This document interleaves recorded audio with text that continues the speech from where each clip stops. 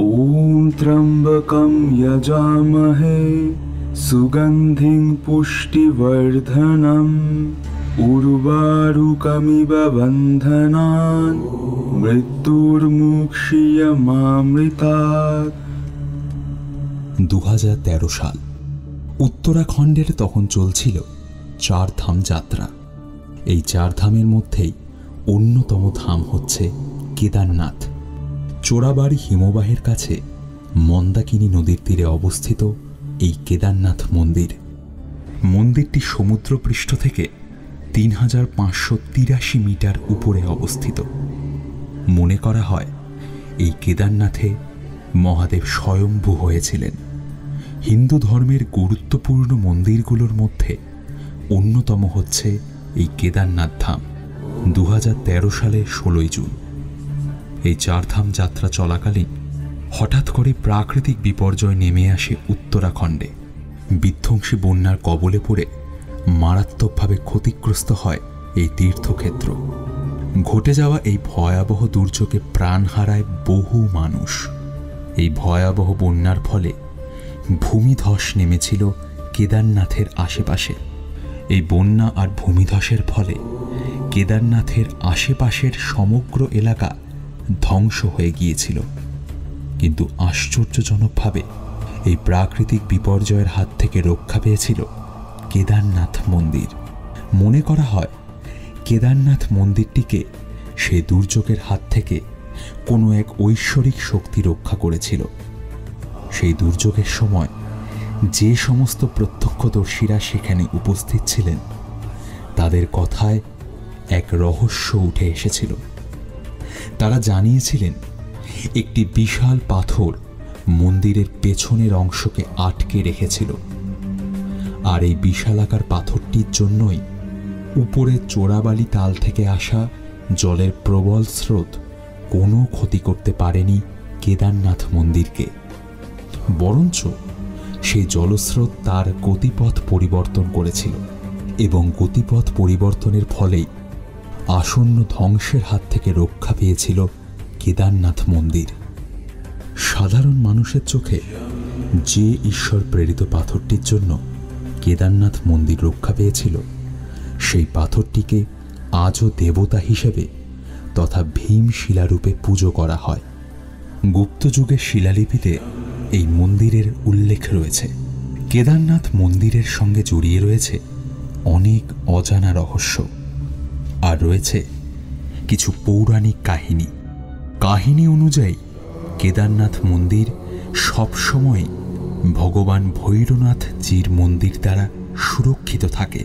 ভগবান ভৈরনাথজি হচ্ছেন গাড়োয়াল অঞ্চলের একজন গুরুত্বপূর্ণ দেবতা। ভগবান শিবের জ্বলন্ত অবতার এবং ধ্বংসের সাথে যুক্ত ভৈরনাথজি, তিনি হচ্ছেন সুরক্ষা এবং ন্যায় বিচারের দেবতা। এই ভৈরনাথজি আবার ক্ষেত্রপাল নামেও পরিচিত সবার কাছে। কেদারনাথ মন্দিরের দক্ষিণে অবস্থিত হচ্ছে ভৈরনাথজির মন্দির। মনে করা হয় যে কেদারনাথ মন্দিরকে অশুভ শক্তি এবং অশুভ আত্মার হাত থেকে রক্ষা করেন ভগবান ভৈরনাথজি। আমরা সবাই জানি যে কেদারনাথ মন্দির 6 মাস খোলা থাকে এবং 6 মাস বন্ধ থাকে। যে 6 মাস প্রবল তুষারপাতের কারণে মন্দির বন্ধ রাখা হয়, সেই 6 মাস মহাদেব পূজিত হন উখি মঠে। এই রহস্যে ঘেরা কেদারনাথ মন্দিরে যেদিন মহাদেবকে উখি মঠে নামিয়ে আনা হয়, সেদিন মন্দিরের দরজা বন্ধ করার আগে সেখানে একটি প্রদীপ জ্বালিয়ে দেওয়া হয়। আশ্চর্যজনকভাবে 6 মাস পরে যেদিন আবার কেদারনাথ মন্দিরের দরজা খোলা হয়, সেদিন দেখা যায় যে প্রদীপকে 6 মাস আগে জ্বালিয়ে দেওয়া হয়েছিল, সেই প্রদীপটি তখনও একইভাবে জ্বলছে।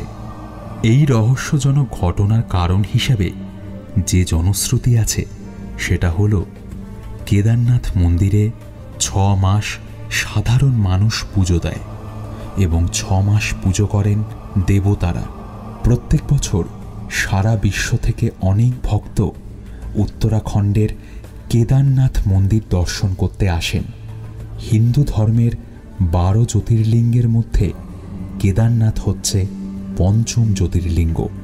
এই কেদারনাথ মন্দিরকে কেন্দ্র করেই রয়েছে নানান অজানা রহস্যময় ঘটনা। কী রহস্য আছে এই কেদারনাথ মন্দিরে, যার জন্য দূর দূরান্ত থেকে ছুটে আসেন ভক্তরা? কিভাবে সৃষ্টি হয়েছিল এই কেদারনাথ মন্দির? কোন রহস্য লুকিয়ে রয়েছে এই কেদারনাথ মন্দিরের ভেতর? কেদারনাথেই আছে এক ধ্যান গুহা, যেটা রুদ্র গুহা নামে পরিচিত। এই গুহায় কারা ধ্যান করত? বলা হয় কেদারনাথ মন্দির যখন 6 মাসের জন্য বন্ধ হয়ে যায়, সেই সময় নাকি দেবতারা পুজো করে। কিন্তু সত্যিই কি দেবতারা পুজো করেন? সেই রহস্য আজ অবধি উদ্ঘাটন হয়নি। আজ অবধি কোনো রকম মহাপ্রলয়ের আঁচ পর্যন্ত লাগেনি এই কেদারনাথ মন্দিরের গায়ে। সেই সব রহস্যময় ঘটনার জট আজও রহস্য হয়েই থেকে গেছে সবার মনে। সেই সমস্ত রহস্যময় ঘটনাগুলো নিয়েই আলোচনা করব পরের পর্বে। হ্যালো বন্ধুরা, আমি আরজে অনিরুদ্ধ আপনাদের কাছে নিয়ে চলে এসেছি আজকের অডিও শো রহস্যে ঘেরা কেদারনাথ মন্দির। কি সেই রহস্য? জানতে হলে শুনতে থাকুন পরবর্তী পর্বগুলো। আপনারা শুনছেন কুকু FM। শুনুন যা মন চায়। উপস্থাপনাটি শুধুমাত্র শ্রোতা বিনোদনের জন্য। কোনো জাতি, ধর্ম, ব্যক্তিবিশেষ বা ব্যক্তি মতাদর্শকে আঘাত করা আমাদের উদ্দেশ্য নয়। এখানে উল্লিখিত সমস্ত তথ্য বিভিন্ন প্রতিবেদন, জনশ্রুতি বা লোকগাথা থেকে নেওয়া হয়েছে।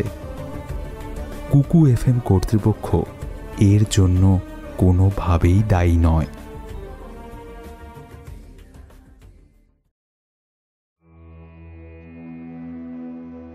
ভারতবর্ষের 12টি জ্যোতির্লিঙ্গের মধ্যে অন্যতম হচ্ছে কেদারনাথ মন্দির।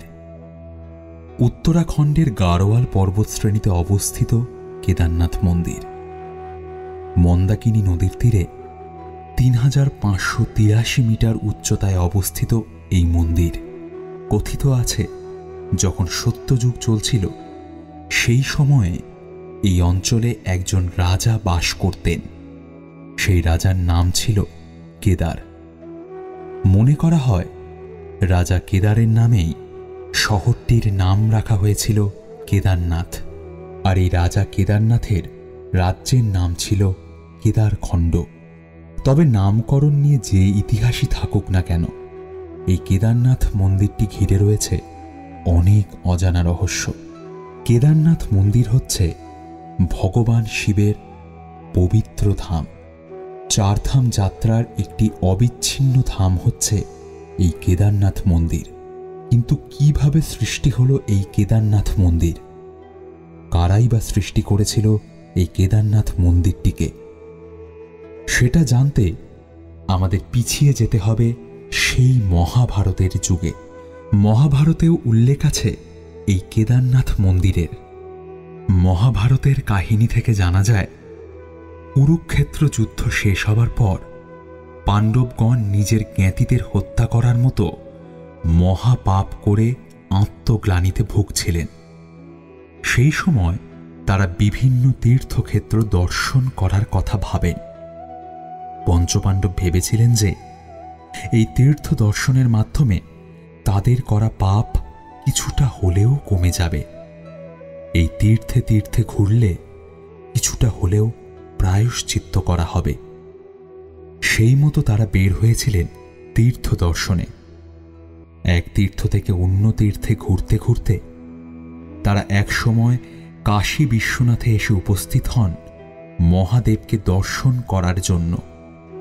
কাশীতে আসার পরে যুধিষ্ঠির জানতে পারলেন যে ভগবান শিব তাদের দর্শন দিতে চান না বলে পাহাড়ের কোলে অর্থাৎ হিমালয়ে আত্মগোপন করে রয়েছেন।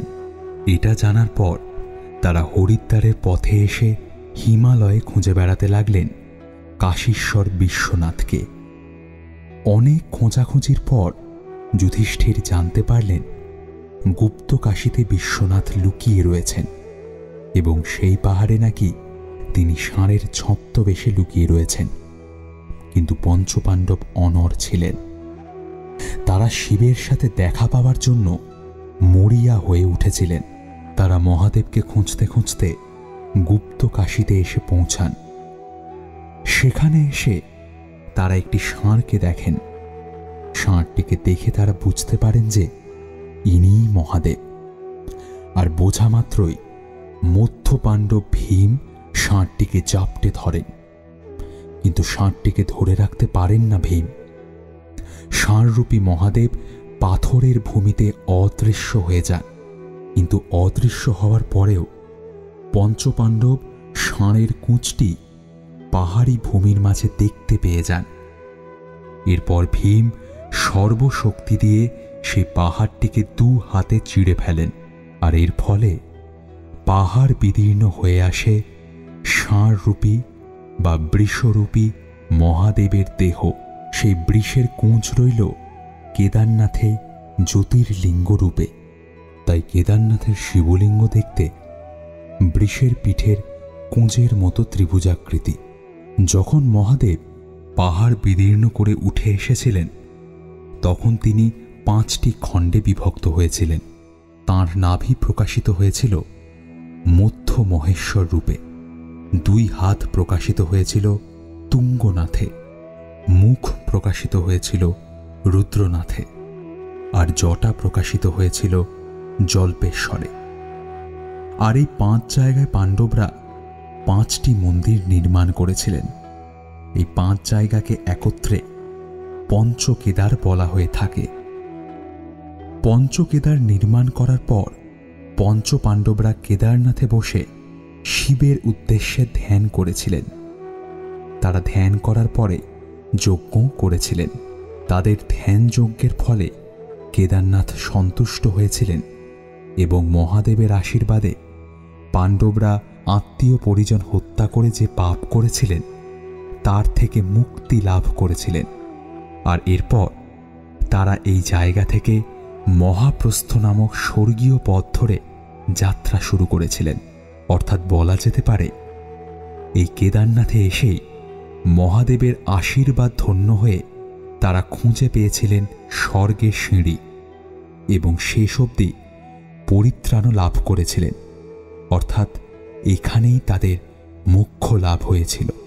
স্কন্ধ পুরাণে কেদারনাথের প্রাচীনতম উল্লেখ পাওয়া যায়। গঙ্গা নদীর উৎপত্তির গল্পে কেদারা অর্থাৎ কেদারনাথ নামটি পাওয়া যায়।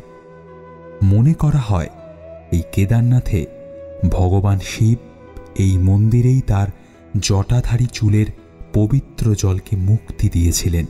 কেদারনাথ মন্দির বহু প্রাচীন একটি মন্দির। বলা হয়ে থাকে এই মন্দিরটি 4টি পর্যায়ে গড়ে উঠেছিল। রাহুল সংকীর্তনের লেখা হিমালয় পরিচয় গ্রন্থটি থেকে জানা যায় গুপ্ত যুগের শিলালিপিতে এই কেদারনাথ মন্দিরের উল্লেখ করা আছে। শোনা যায় 8ম শতকে হিন্দু দার্শনিক আদি শঙ্করাচার্য তার শিষ্যদের নিয়ে এই মন্দির দর্শন করতে এসেছিলেন। তবে গর্ভগৃহ সমেত পুরো মন্দিরটি পুনরায় প্রতিষ্ঠা করা হয় 11 শতকে। 12 শতকে মন্দিরটি সংস্কার করা হয় এবং 18 শতকে মূল মন্দির সংলগ্ন চাতালটি গড়ে ওঠে। তবে শোনা যায় যে শঙ্করাচার্য নাকি মন্দিরটির পুনঃনির্মাণ করেছিলেন। সত্যি কিভাবে কেদারনাথ মন্দির তৈরি হয়েছিল সেই নিয়ে নানা কাহিনী প্রচলিত থাকলেও মনে করা হয় এই কেদারনাথ মন্দিরটি 8ম শতকে নির্মাণ করা হয়েছিল। অর্থাৎ বলা যেতে পারে এই মন্দিরটি অন্তত 1200 বছরের পুরনো একটি মন্দির। এই কেদারনাথ মন্দিরটি যে জায়গায় অবস্থান করছে সেই জায়গাটি আজও সাধারণ মানুষের পক্ষে দুর্গম একটি স্থান। অর্থাৎ সাধারণ মানুষের জন্য আজও এই জায়গাটা দুর্গম। এই রকম একটি জায়গায় 1000 বছর আগে কিভাবে মন্দির প্রতিষ্ঠিত হয়েছিল তা সত্যিই রহস্যের বিষয়। আর সেই কারণেই অনেকেই মনে করেন দৈব শক্তি ছাড়া এই মন্দির নির্মাণ করা কোনোভাবেই সম্ভব ছিল না।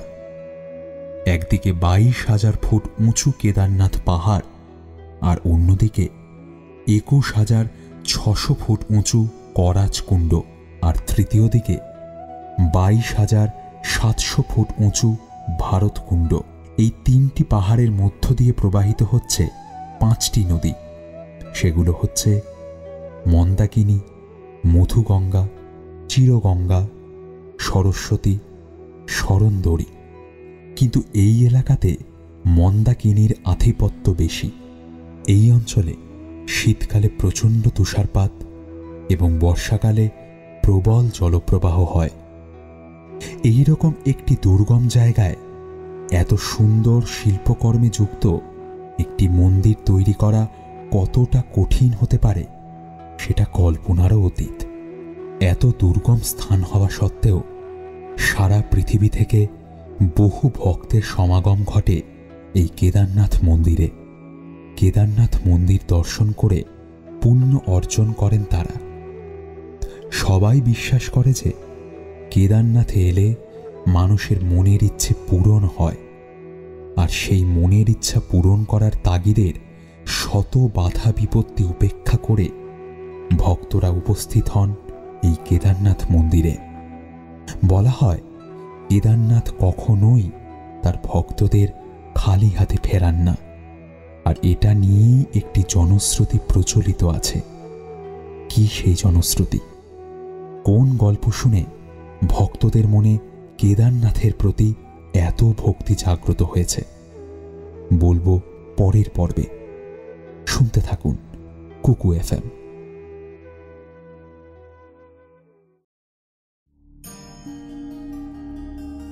ভারতের নানা স্থানে ছড়িয়ে ছিটিয়ে আছে মহাদেবের মন্দির। উত্তরাখণ্ডের রুদ্রপ্রয়াগ জেলায় অবস্থিত হিন্দু ধর্মের 12 জ্যোতির্লিঙ্গের 11 জ্যোতির্লিঙ্গ কেদারনাথ। মন্দাকিনী নদীর তীরে অবস্থিত এই শহরটি ঘিরে থাকে হিমালয়ের তুষারাবৃত শৃঙ্গগুলি। এই কেদারনাথ যাওয়ার পথটি অত্যন্ত দুর্গম। এই কেদারনাথ মন্দিরটি প্রকৃতির খুব কাছে থাকার ফলে বছরের বেশিরভাগ সময় সেখানে প্রবল ঠান্ডা বিরাজ করে। কেদারনাথে পৌঁছাতে গেলেও গৌরীকুণ্ড থেকে ট্রেক করে যেতে হয়। গৌরীকুণ্ড থেকে কেদারনাথের দূরত্ব প্রায় 16 কিলোমিটার। বরফের জন্য সারা বছর কেদারনাথ মন্দির খোলা থাকে না। কেদারনাথ খোলা হয় অক্ষয় তৃতীয়ার দিন, আর বন্ধ করা হয় নভেম্বরের দ্বিতীয় সপ্তাহের প্রথম দিকে কার্তিক পূর্ণিমাতে। যে কয় মাস কেদারনাথ মন্দির খোলা থাকে সেই কয় মাস কেদারনাথ মন্দিরে ভক্তের সমাগম প্রচুর পরিমাণে হয়ে থাকে। সমস্ত বাধা বিপত্তি উপেক্ষা করে ভক্তরা ছুটে আসে বাবা কেদারনাথের কাছে, কারণ কেদারনাথে বাস করেন স্বয়ং ঈশ্বর। কেদারনাথে বয়ে চলে স্বর্গীয় বাতাস। বরফে ঢাকা প্রকৃতির এক ঐশ্বরিক লীলাক্ষেত্র মনে করা হয় এই কেদারনাথ ধামকে। বাবা কেদারনাথ নাকি প্রচণ্ড জাগ্রত, সবার মনের ইচ্ছে পূরণ করেন তিনি। কারো যদি বাবা কেদারনাথের দর্শন করার ইচ্ছা হয় তাহলে নাকি বাবা কেদারনাথ তাকে ফেরায় না। বাবা কেদারনাথ যে প্রচণ্ড জাগ্রত এর পেছনে রয়েছে একটি অলৌকিক ঘটনা, যে ঘটনাটি লোকমুখে ছড়িয়ে পড়েছে চারিদিকে। সেই শিহরণ জাগানো ঘটনাটি হচ্ছে অনেক দিন আগেকার একটি ঘটনা। সেই সময় কেদারনাথের পথ ছিল আরও দুর্গম। তখন বাস বা ট্রেন কিছুই চালু হয়নি। সেই সময় কেদারনাথ মন্দিরে যেতে হলে পায়ে হেঁটে অথবা গরু বা ঘোড়ার গাড়িতে করে যেতে হতো। আর এটা যেমন কষ্টকর ছিল ঠিক তেমনি সময় সাপেক্ষও ছিল। কিন্তু তবুও দেবাদিদেব মহেশ্বরের ভক্তরা ভগবানের টানে সমস্ত কষ্ট সহ্য করে সেই দুর্গম পথ পাড়ি দিতে পিছপা হতো না। একদিন এই রকমই এক ভক্ত পায়ে হেঁটে কেদারনাথ ধাম যাত্রা শুরু করেছিলেন। কেদারনাথ ধামে পৌঁছতে পৌঁছতে তার 2 মাস লেগে যায়। কিন্তু সে যখন কেদারনাথে পৌঁছায় তখন কেদারনাথে বরফ পড়া শুরু হয়ে গেছে।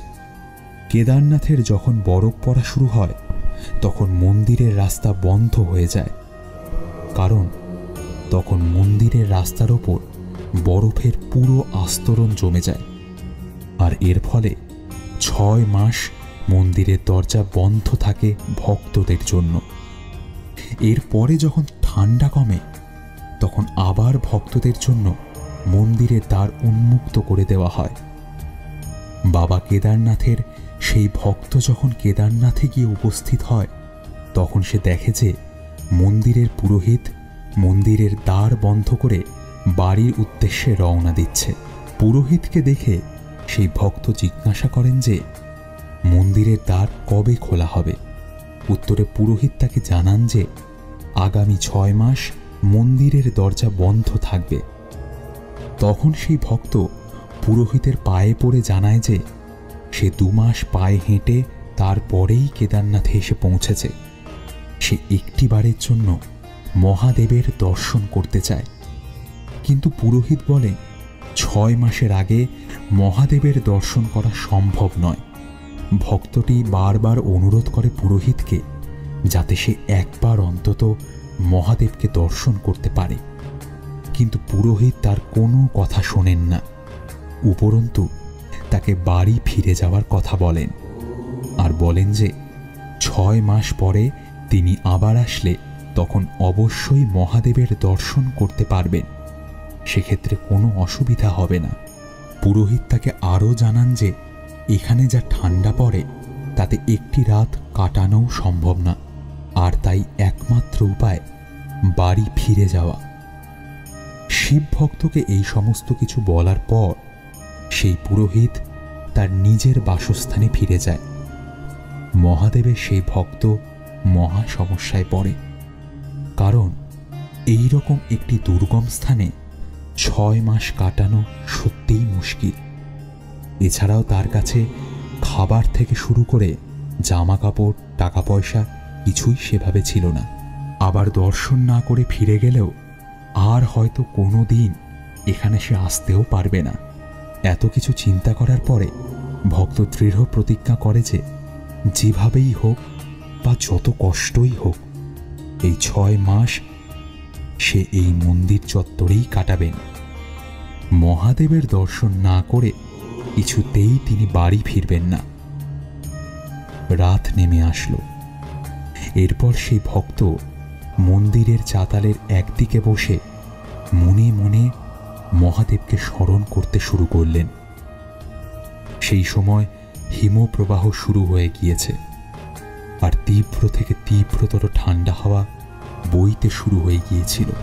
ঠান্ডায় প্রচণ্ড কষ্ট হচ্ছিল সেই মহাদেবের ভক্তের।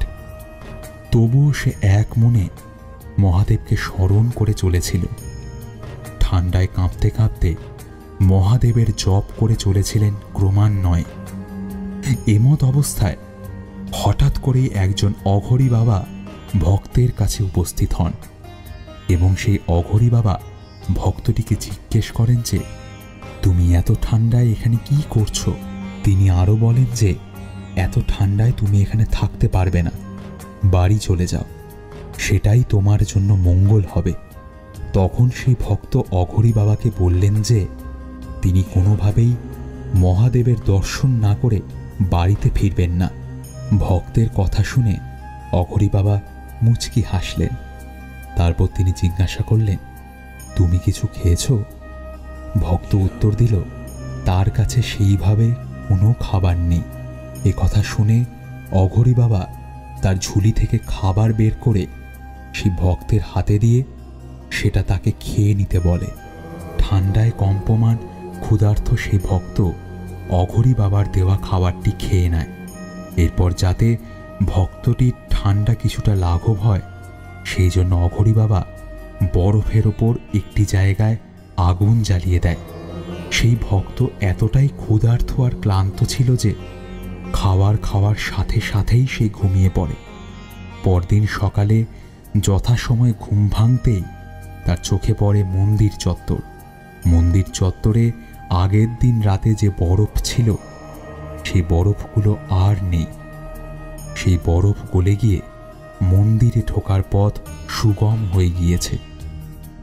হঠাৎ তিনি দেখলেন যে মন্দিরের পুরোহিত, যিনি আগের দিন রাতে তাকে বাড়িতে ফেরত যেতে বলেছিলেন, তিনি মন্দিরে আসছেন। পুরোহিতকে দেখে সেই ভক্ত জিজ্ঞাসা করেন যে আজ কি মন্দির খোলা হবে? তার উত্তরে পুরোহিত বলেন, হ্যাঁ, আজ 6 মাস পরে মন্দিরের দরজা আবার খোলা হচ্ছে। কথাটা শুনে ভক্ত প্রচণ্ড অবাক হন। তিনি পুরোহিতকে বললেন যে গত রাতেই তো পুরোহিত তাকে বলেছিলেন 6 মাস পর মন্দিরের দরজা খোলা হবে, কিন্তু তিনি তো পরের দিনই মন্দিরের দরজা আবার খুলছেন। 6 মাস পর খুলছে এই কথা কেন বলছেন তিনি? মাত্র একটা রাতেই কিভাবে 6 মাস কাটল সেটাই বুঝে উঠতে পারছিলেন না মহাদেবের সেই ভক্ত। সেই ভক্তের কথা মন দিয়ে শুনলেন পুরোহিত। তিনি মনে করার চেষ্টা করলেন 6 মাস আগে কি ঘটেছিল। হঠাৎ করেই তার মনে আসলো 6 মাস আগে সত্যিই তিনি এই ভক্তটিকে বাড়ি চলে যেতে বলেছিলেন। এই কথা মনে পড়ার পর পুরোহিত সেই ভক্তকে আগের রাতে তার সাথে কি হয়েছিল সেই কথা জিজ্ঞাসা করলেন। তার প্রশ্নে ভক্তটি আগের রাতে ঘটে যাওয়া অঘরী বাবার সঙ্গে দেখা হওয়া থেকে শুরু করে খাবার খেয়ে ঘুমানো অবধি সব কিছু বিস্তারিতভাবে সেই পুরোহিতকে জানালেন। পুরোহিত খুব অবাক হলেন এবং জিজ্ঞাসা করলেন যে সেই অঘরী বাবা কি রকম দেখতে ছিলেন। সেই ভক্ত বললেন যে অঘরী বাবার মাথায় লম্বা জটা ছিল এবং হাতে তার একটি ত্রিশূলও ছিল, আর কপালে ছিল ত্রিনয়ন। কেদারনাথ ঘিরে প্রচুর রহস্য রয়েছে। তার মধ্যে একটি হল দরজা বন্ধ অবস্থায় 6 মাস মন্দিরের ভেতর প্রদীপ প্রজ্বলিত থাকে। কিভাবে থাকে সেই আশ্চর্য রহস্যই শোনাব পরের পর্বে। শুনতে থাকুন কুকু FM।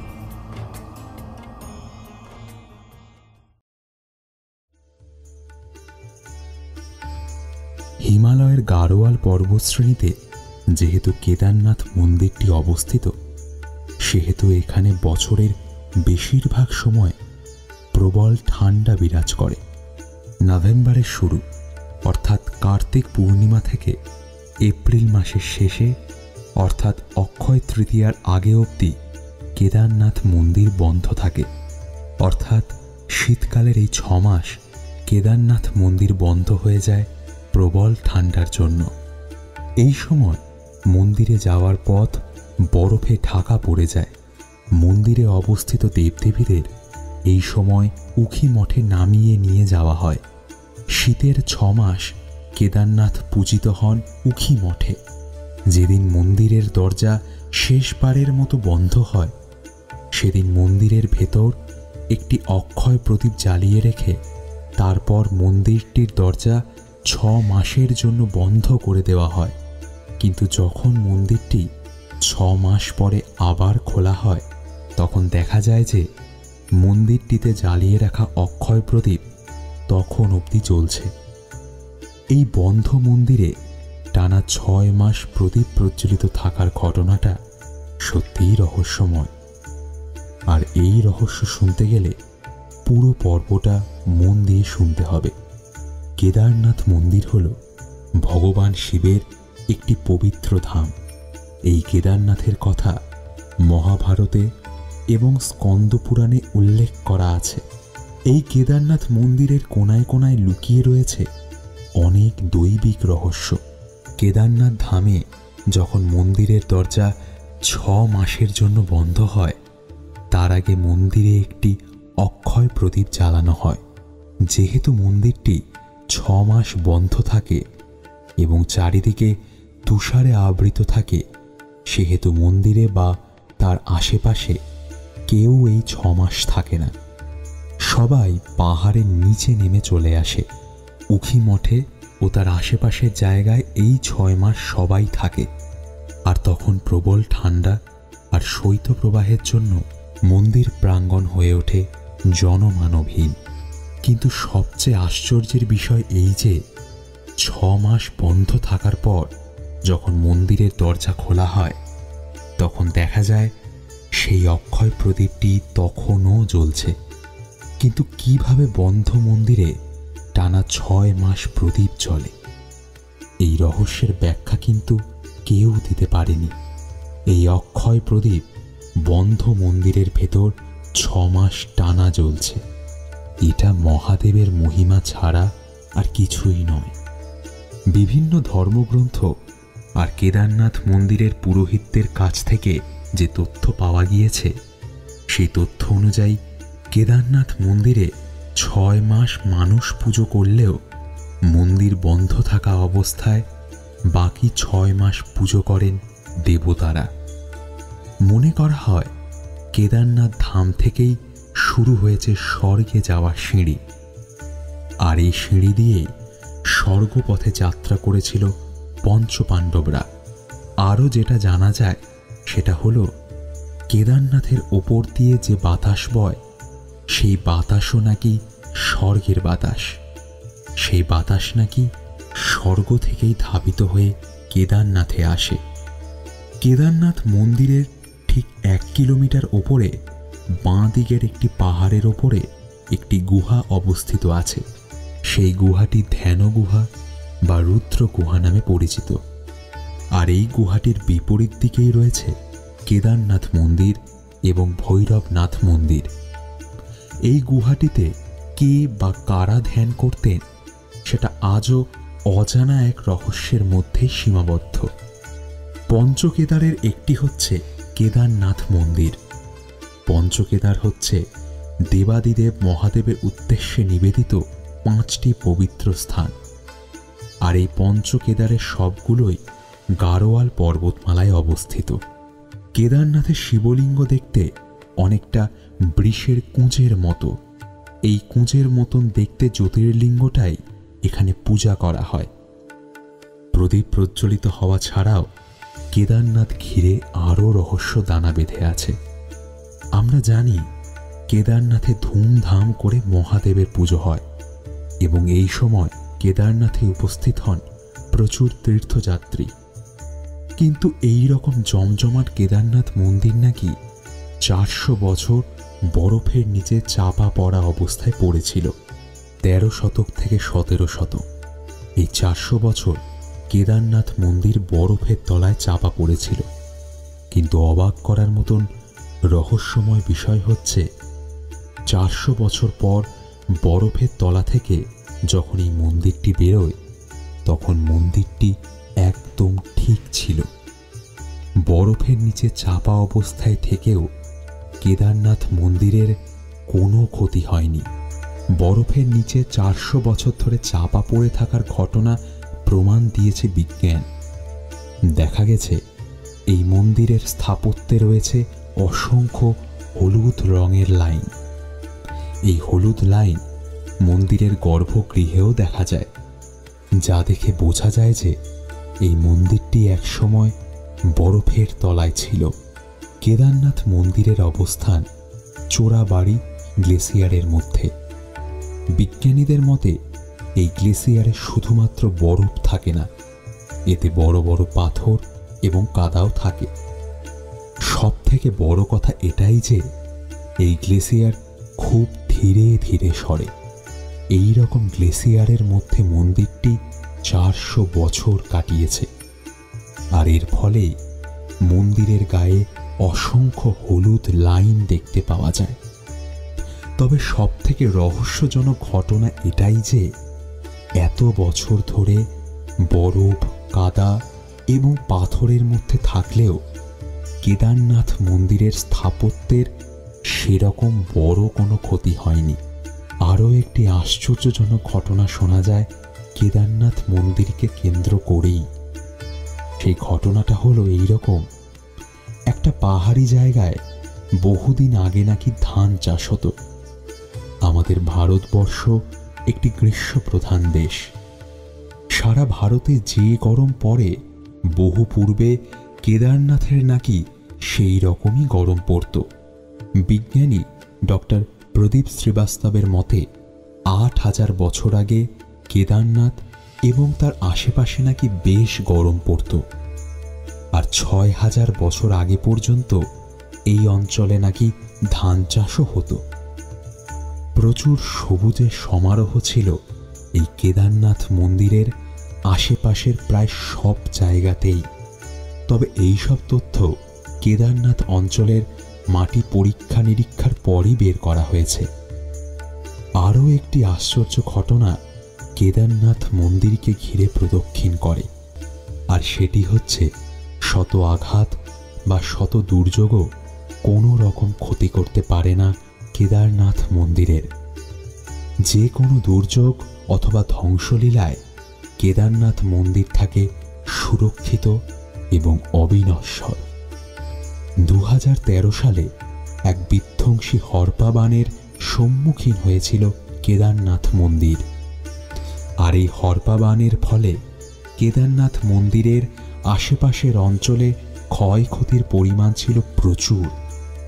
কিন্তু আশ্চর্য বিষয় হলো এটি যে সমগ্র পার্বত্য অঞ্চল এই বিধ্বংসী ভূমিধস এবং হরপা বানের শিকার হলেও কেদারনাথ মন্দিরের কোনো ক্ষয়ক্ষতি হয়নি। কোনো এক ঐশ্বরিক শক্তি যেন এই ধ্বংসের হাত থেকে রক্ষা করেছিল কেদারনাথ মন্দিরকে।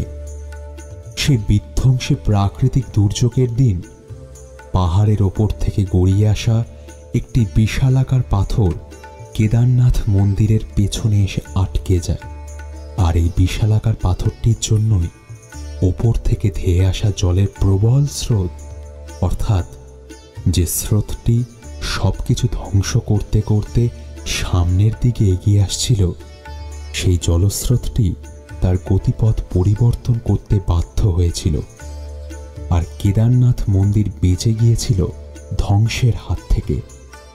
যে পাথরটি সেদিন কেদারনাথ মন্দিরকে রক্ষা করেছিল, সেই পাথরটিকে ভীমশিলারূপে আজও পুজো করা হয়। মনে করা হয় এই ভীমশিলাটি স্বয়ং ঈশ্বর পাঠিয়েছিলেন কেদারনাথ মন্দিরকে রক্ষা করার উদ্দেশ্যে। কারণ সেই দিন জলের স্রোতের সঙ্গে গড়িয়ে আসলেও ঠিক মন্দির থেকে কয়েক মিটার দূরে আটকে গিয়েছিল সেই বিশাল পাথরখণ্ড তথা ভীমশিলা। পাথরটি মন্দিরকে ধাক্কা মারেনি। যদি প্রচণ্ড বেগে ওই বিশাল পাথর এসে মন্দিরের গায়ে আছড়ে পড়ত, তাহলে সবকিছু শেষ হয়ে যেতে পারত। কিন্তু আশ্চর্যের বিষয় এটিই যে মন্দির থেকে ঠিক কয়েক মিটার দূরে এসে দাঁড়িয়ে পড়ে 12 ফুট উঁচু এবং 20 ফুট চওড়া এই পাথর তথা ভীমশিলা। 2013 সালের 16 জুন কি ঘটেছিল কেদারনাথে? কিভাবে ধ্বংসের হাত থেকে বেঁচেছিল কেদারনাথ মন্দির? শুনব পরের পর্বে। আপনারা শুনছেন কুকু FM। শুনুন, যা মন চায়।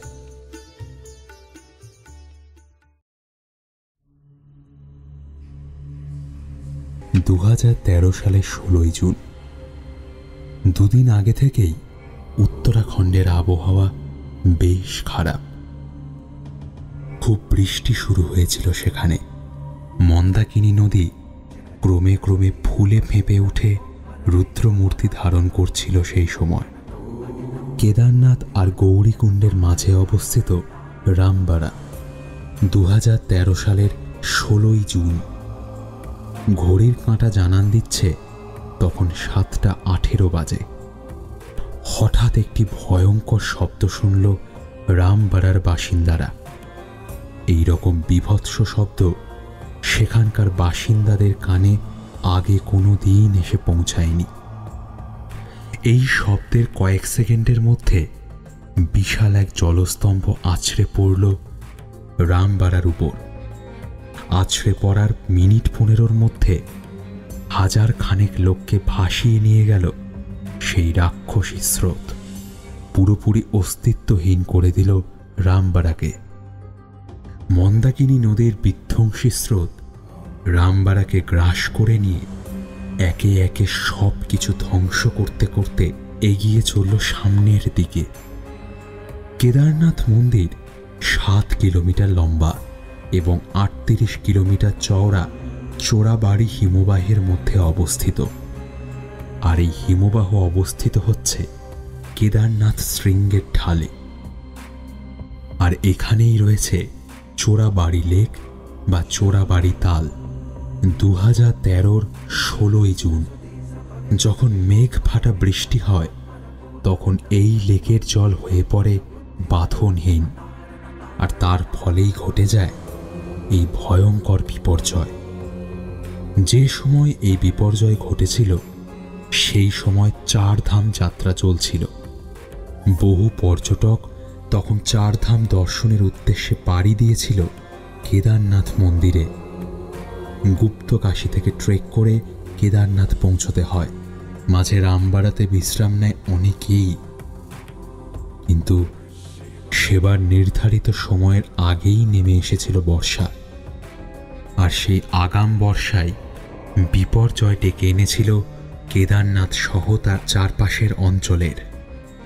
মন্দাকিনীর গ্রাসে একের পর এক তাসের ঘরের মতন ভেঙে পড়েছিল বাড়িঘর। মন্দাকিনী যেন এক ধ্বংসলীলায় মেতে উঠেছিল 2013-র 16ই জুন। খবর অনুযায়ী এক রাতের মধ্যেই মারা গিয়েছিল 46 জন। প্রশাসনের তরফ থেকে মৃতের সংখ্যা নিয়ে যে ঘোষণায় থাক না কেন, ওই অঞ্চলে খোঁজ মিলছিল না বহু মানুষের। 16ই জুন এবং 17ই জুন এই দুদিন ধ্বংসলীলা চলেছিল উত্তরাখণ্ডে। আর এই ধ্বংসলীলার ফলে সেইখানে আটকে পড়েছিল কয়েক হাজার তীর্থযাত্রী। আচমকা বিপর্যয়ের ফলে বন্ধ করে দেওয়া হয়েছিল 4 ধাম যাত্রা। আটকে পড়া তীর্থযাত্রীদের উদ্ধারের কাজ শুরু করে দিয়েছিল প্রশাসন। প্রথম দিকে নিখোঁজের সংখ্যা যেটাই থাক না কেন, যত উদ্ধার কাজ এগোচ্ছিল ততই নিখোঁজের সংখ্যা লাফিয়ে লাফিয়ে বেড়ে যাচ্ছিল। প্রবল বৃষ্টি আর ভূমিধসের কারণে অনেক জায়গাতেই সে সময় রাস্তা বন্ধ হয়ে গিয়েছিল।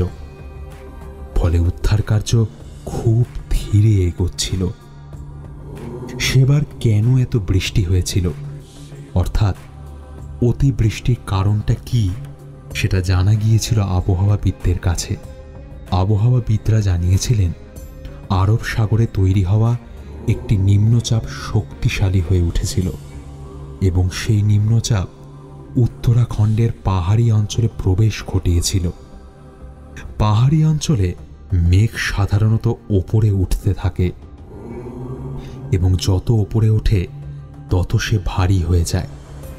আর এভাবেই ভারী হতে হতে একসময় গম্বুজাকারের মেঘ তৈরি হয়। আর সেই মেঘ এতটাই ভারী হয় যে নিজেকে আর ধরে রাখতে পারে না। হঠাৎ করেই তার বাঁধ ভেঙে যায়। আর এটাই হচ্ছে মেঘ ভাঙা বৃষ্টি।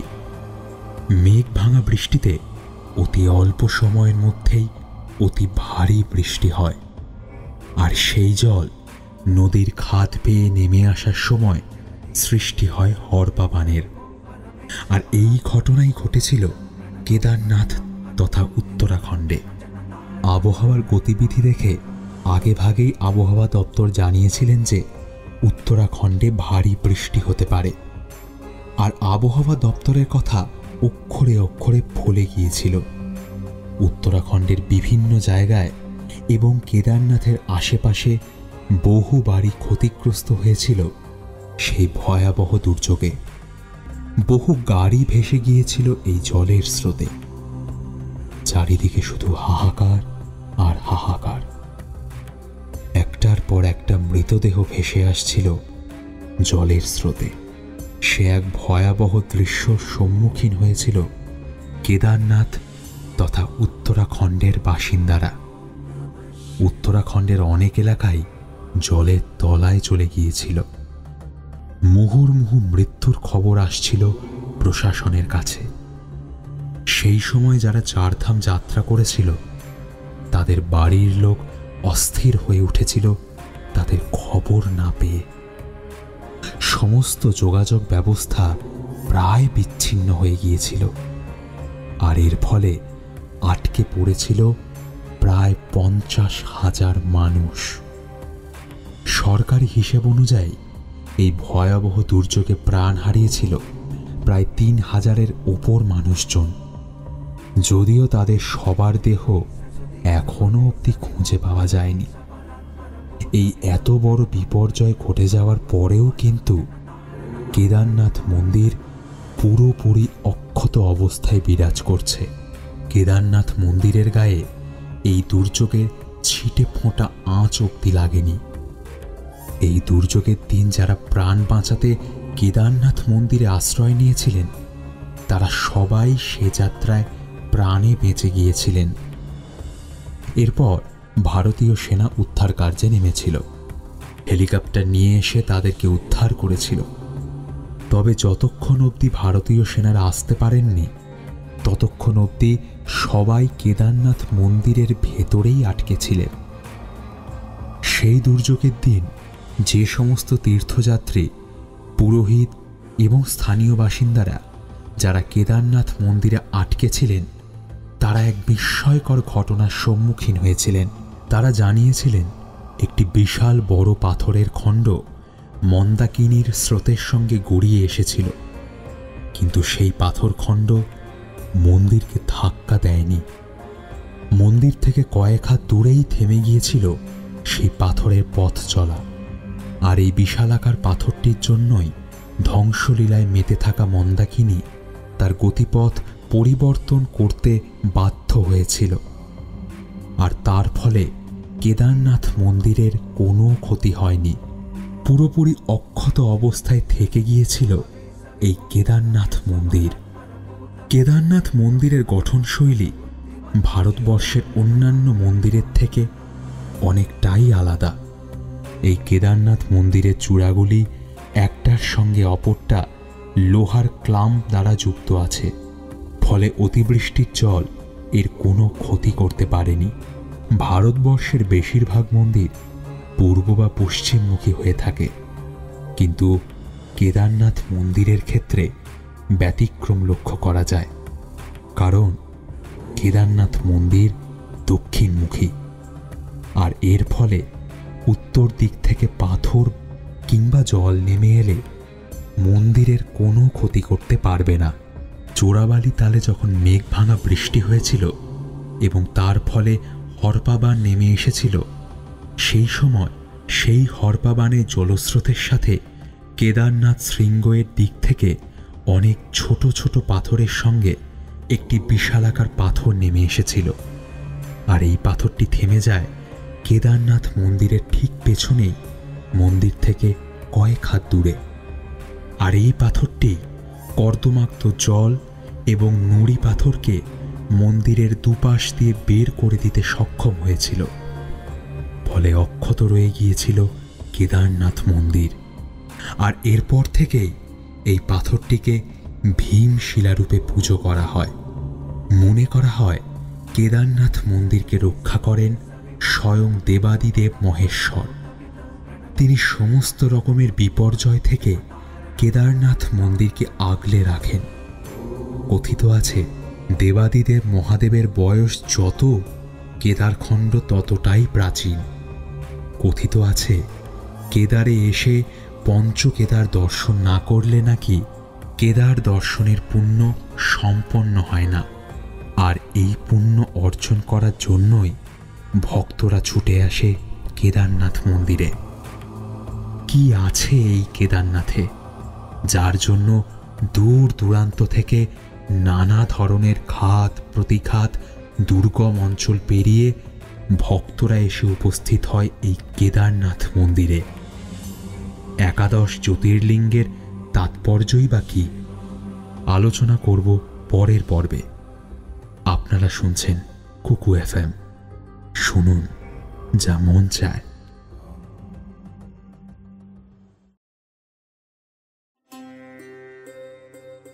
কেদারনাথ মন্দিরে বিরাজ করেন দেবাদিদেব মহাদেব, যিনি অত্যন্ত জাগ্রত। আর তাকে দর্শন করতে দূর দূরান্ত থেকে ভক্তরা ছুটে আসে কেদারনাথ মন্দিরে। মনে করা হয় কেদারে আসলে পঞ্চকেদার দর্শন না করলে পুণ্য অর্জন সম্পূর্ণ করা যায় না। হিন্দু শাস্ত্র অনুসারে কথিত আছে, একদা ভগবান বিষ্ণু নর ও নারায়ণ রূপে এই পৃথিবীতে অবতীর্ণ হয়েছিলেন। অবতীর্ণ হওয়ার পর তিনি মাটি দিয়ে শিবের মূর্তি গড়ে শিবের আরাধনা শুরু করেন।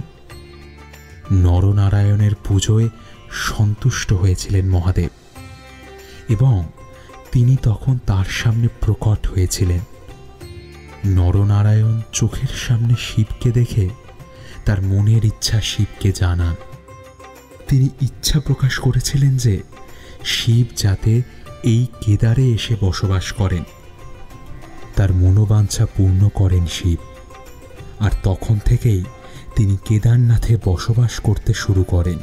হিমালয়ের যে স্থানে নরনারায়ণ শিবলিঙ্গটি প্রতিষ্ঠা করেছিলেন সেটি ছিল রাজা কেদারের জায়গা, আর শিবকে বলা হতো রাজা কেদারের নাথ।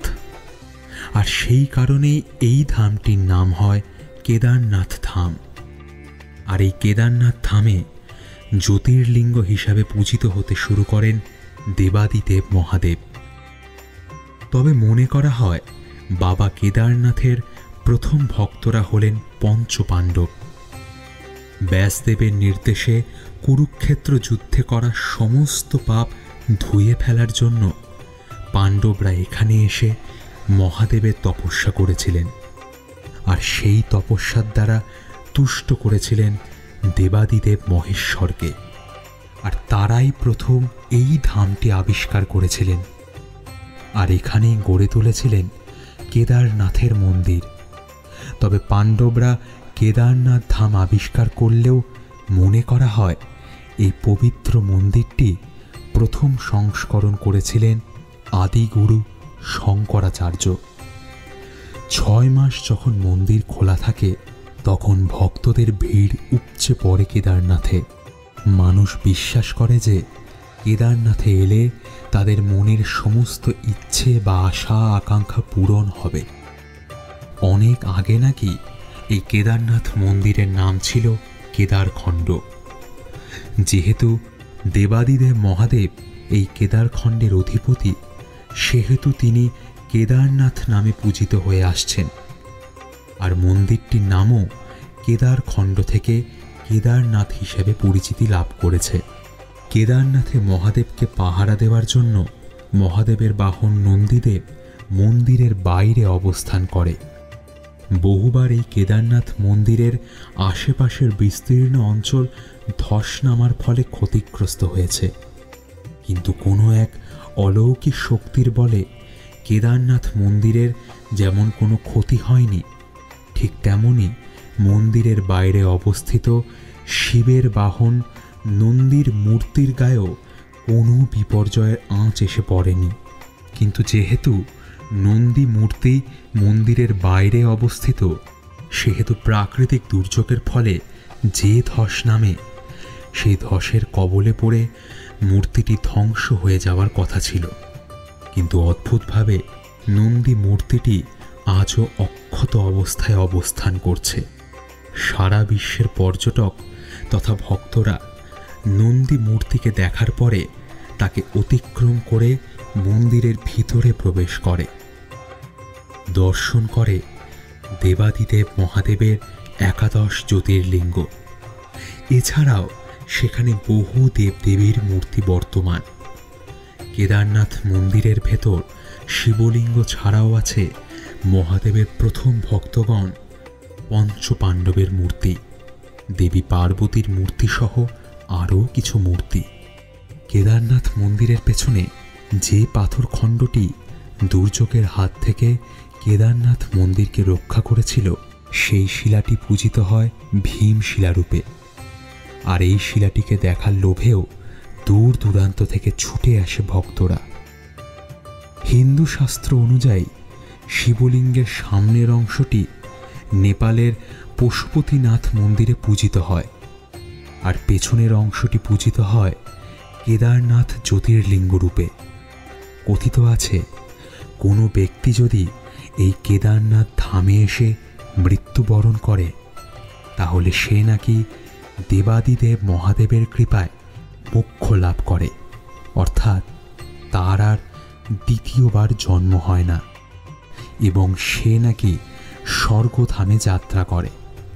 পুরাণ কথা অনুযায়ী পঞ্চপাণ্ডবরাও শিবের কৃপায় এই কেদারনাথ ধাম থেকেই স্বর্গের পথে যাত্রা শুরু করেছিলেন। শীতকালে প্রচণ্ড তুষারপাত হয় কেদারনাথে, আর তার ফলে সমস্ত পথ বন্ধ হয়ে যায়, কারণ সেই সব পথ এইখানকার প্রবল শীতে তুষারে ঢেকে যায়। তাই মূল মন্দির 6 মাস বন্ধ করে দেওয়া হয়। মন্দির বন্ধ হয়ে গেলে পালকিতে চেপে দেবাদিদেব মহাদেবের মূর্তি উখি মঠে নেমে আসে।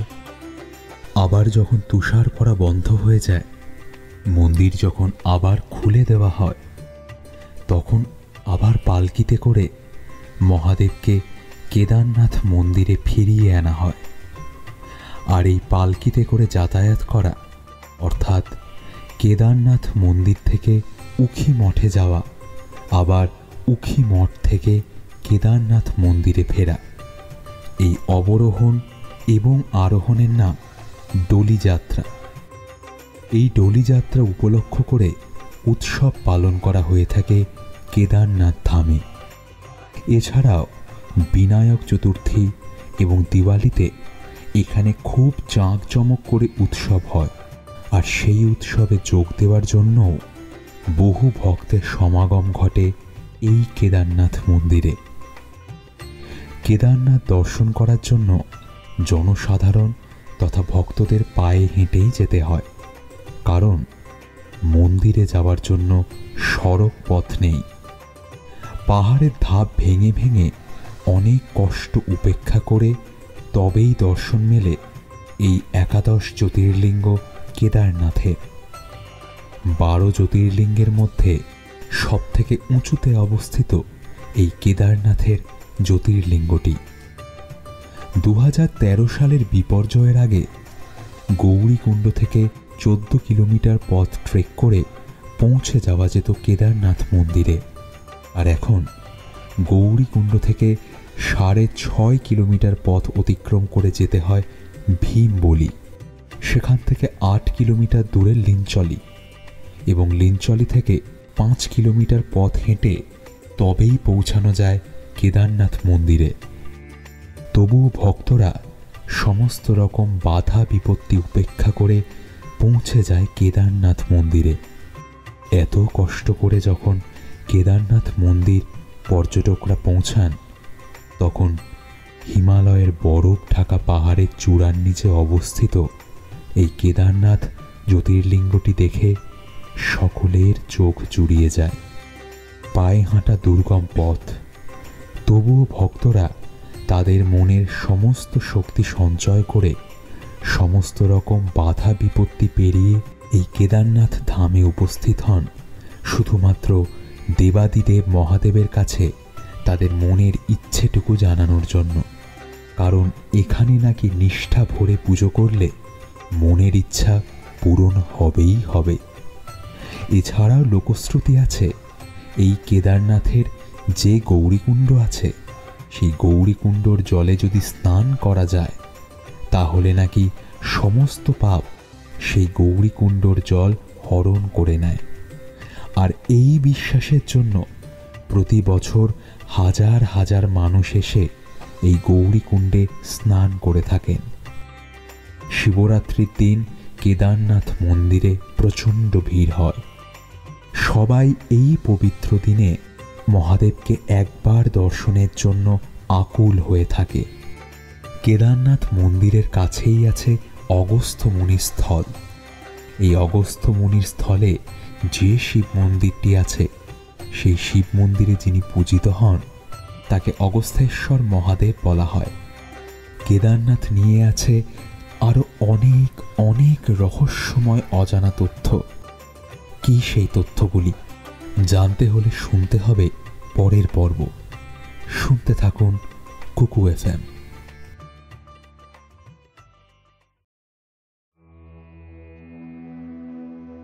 কেদারনাথের বুকে লুকিয়ে রয়েছে প্রচুর রহস্যের খনি।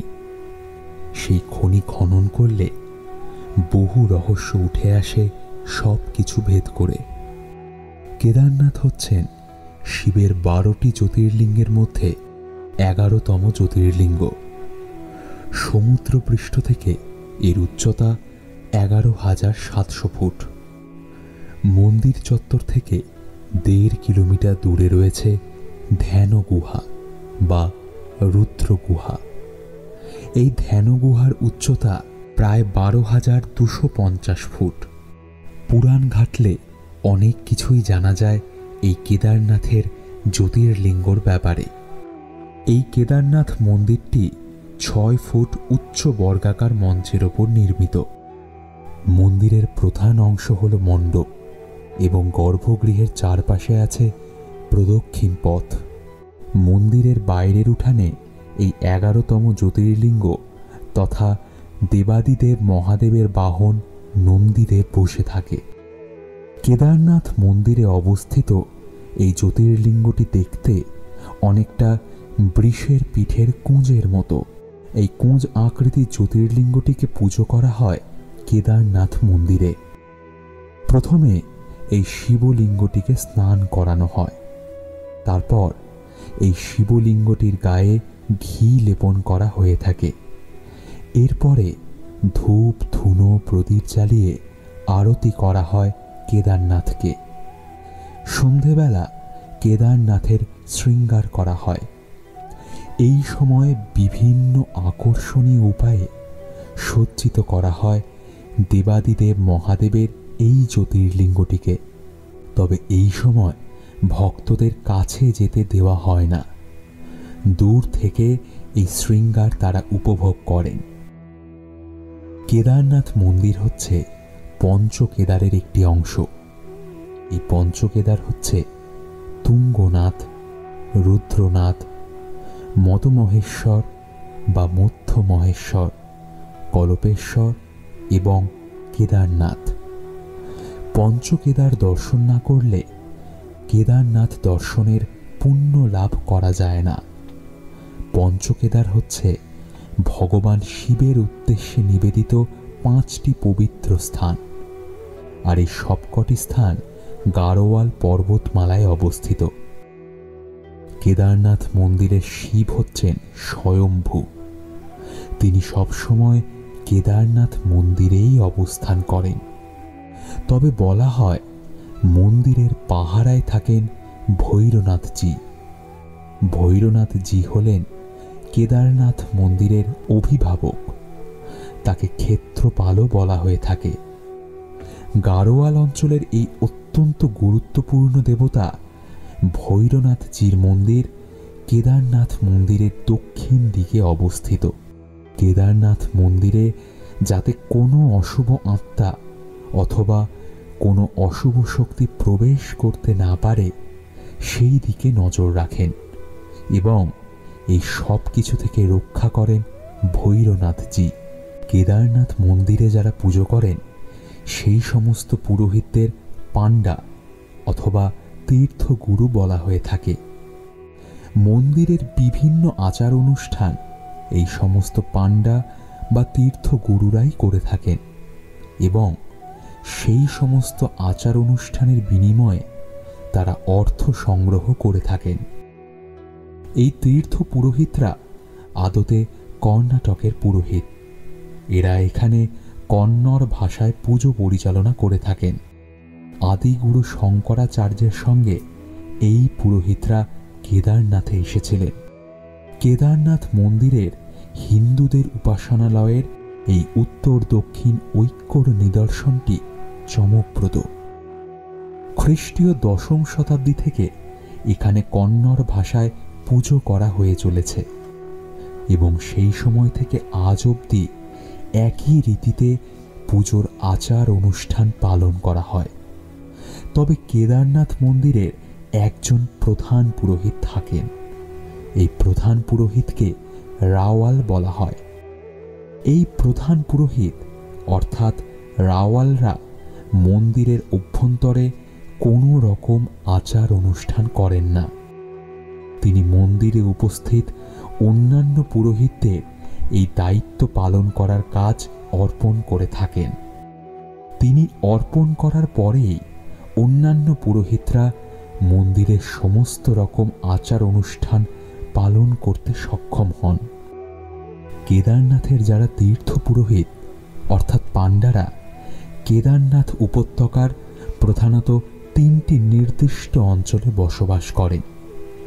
আর এই 3টি অঞ্চল হল গুপ্তকাশীর বামসু এলাকা ও গুপ্তকাশীরই উত্তর এলাকা, এবং আরেকটি স্থান হচ্ছে উখিমঠ।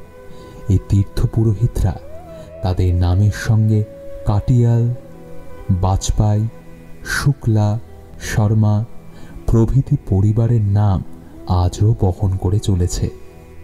তবে কেদারনাথ মন্দিরের প্রধান পুরোহিত তথা রাওয়াল বৈষ্ণব সম্প্রদায়ের অন্তর্গত।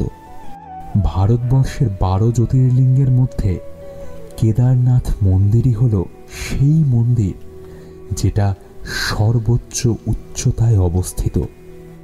আর এই মন্দিরের আশ্চর্যজনক স্থাপত্য 12,000 বছর আগে কিভাবে এই দুর্গম অঞ্চলে স্থাপিত হয়েছিল তা আজও রহস্যময়। পৌরাণিক কাহিনী অনুযায়ী বিষ্ণুর নরনারায়ণ অবতার শিবের মূর্তি গড়ে তাকে পূজা করেছিলেন। পুজো করার কারণ হচ্ছে শিবকে তিনি সন্তুষ্ট করতে চেয়েছিলেন, আর সন্তুষ্ট করার কারণ হচ্ছে যাতে শিব কেদারনাথের জ্যোতির্লিঙ্গ হিসাবে সেখানে বসবাস করতে রাজি হন। শিব নরনারায়ণের পুজোয় মুগ্ধ হন এবং তার কথা মতন সমস্ত ভক্তদের আশীর্বাদ দেওয়ার জন্য কেদারনাথে জ্যোতির্লিঙ্গ হিসাবে বসবাস করতে শুরু করেন। ভক্ত অর্থাৎ জনসাধারণের জন্য সকাল 7টার সময় কেদারনাথ মন্দিরের প্রধান দরজা খুলে দেওয়া হয়। এরপর এই মন্দিরে দুপুর 1টা থেকে 2টো পর্যন্ত এক বিশেষ ধরনের পুজো হয়, আর তারপরেই বন্ধ করে দেওয়া হয় মন্দির। কারণ এই সময় দেবাদিদেব মহাদেবের বিশ্রামের সময়। এই সময় বিশ্রাম নেন মহাদেব। বিকেল 5টার সময় মন্দির আবার খুলে দেওয়া হয় জনসাধারণের দর্শনের জন্য। সন্ধেবেলায় মন্দিরে আরতি শুরু হয়। এরপর রাত 8:30টায় বন্ধ করে দেওয়া হয় কেদারেশ্বর জ্যোতির্লিঙ্গের মন্দির। ভোর 4টা থেকে ভক্তরা পুজো দেওয়ার জন্য এই কেদারনাথ মন্দিরের সামনে লাইন দিতে শুরু করেন। কেদারনাথের প্রতিটি বাঁকেই ঘিরে রয়েছে নানা ধরনের রহস্য। প্রতিটি বাঁকই কোনো না কোনো দৈবিক ঘটনার সাক্ষী থেকে গেছে। এই কেদারনাথ অঞ্চলে আকাশের গায়ে কান পাতলে প্রতিনিয়ত কানে ভেসে আসে ওঙ্কার ধ্বনি। ভেসে আসা বাতাস আর বয়ে চলা নদীর জল, অর্থাৎ কেদারনাথের প্রকৃতি সব সময় গল্প বলে চলে। আর সেই গল্পে মিশে থাকে হাজার হাজার বছরের মিথ, মিশে থাকে হাজার হাজার বছরের কিংবদন্তি, মিশে থাকে পৌরাণিক কোনো উপাখ্যান। রহস্যে মোড়া কেদারনাথে যতই ইট, কাঠ, কংক্রিটের পাঁচিল উঠুক না কেন, এই জায়গা আধ্যাত্মিক মানুষের কাছে আজও পরিচিতি পায় দেবভূমি রূপে। তবে প্রকৃতি প্রেমিক বা অ্যাডভেঞ্চার প্রিয় পর্যটকদের কাছেও এই কেদারনাথ ভূমি অত্যন্ত প্রিয় একটি জায়গা। কারণ এই কেদারনাথ যাওয়ার পথ হচ্ছে অত্যন্ত রোমাঞ্চকর এবং রোমহর্ষক একটি ট্রেক রুট। আর সেই কারণেই তীর্থের পুণ্যের সঙ্গে প্রকৃতির ভয়াল সৌন্দর্যকে চোখের সামনে থেকে দেখার জন্য প্রতি বছর দলে দলে মানুষ যায় কেদারনাথে।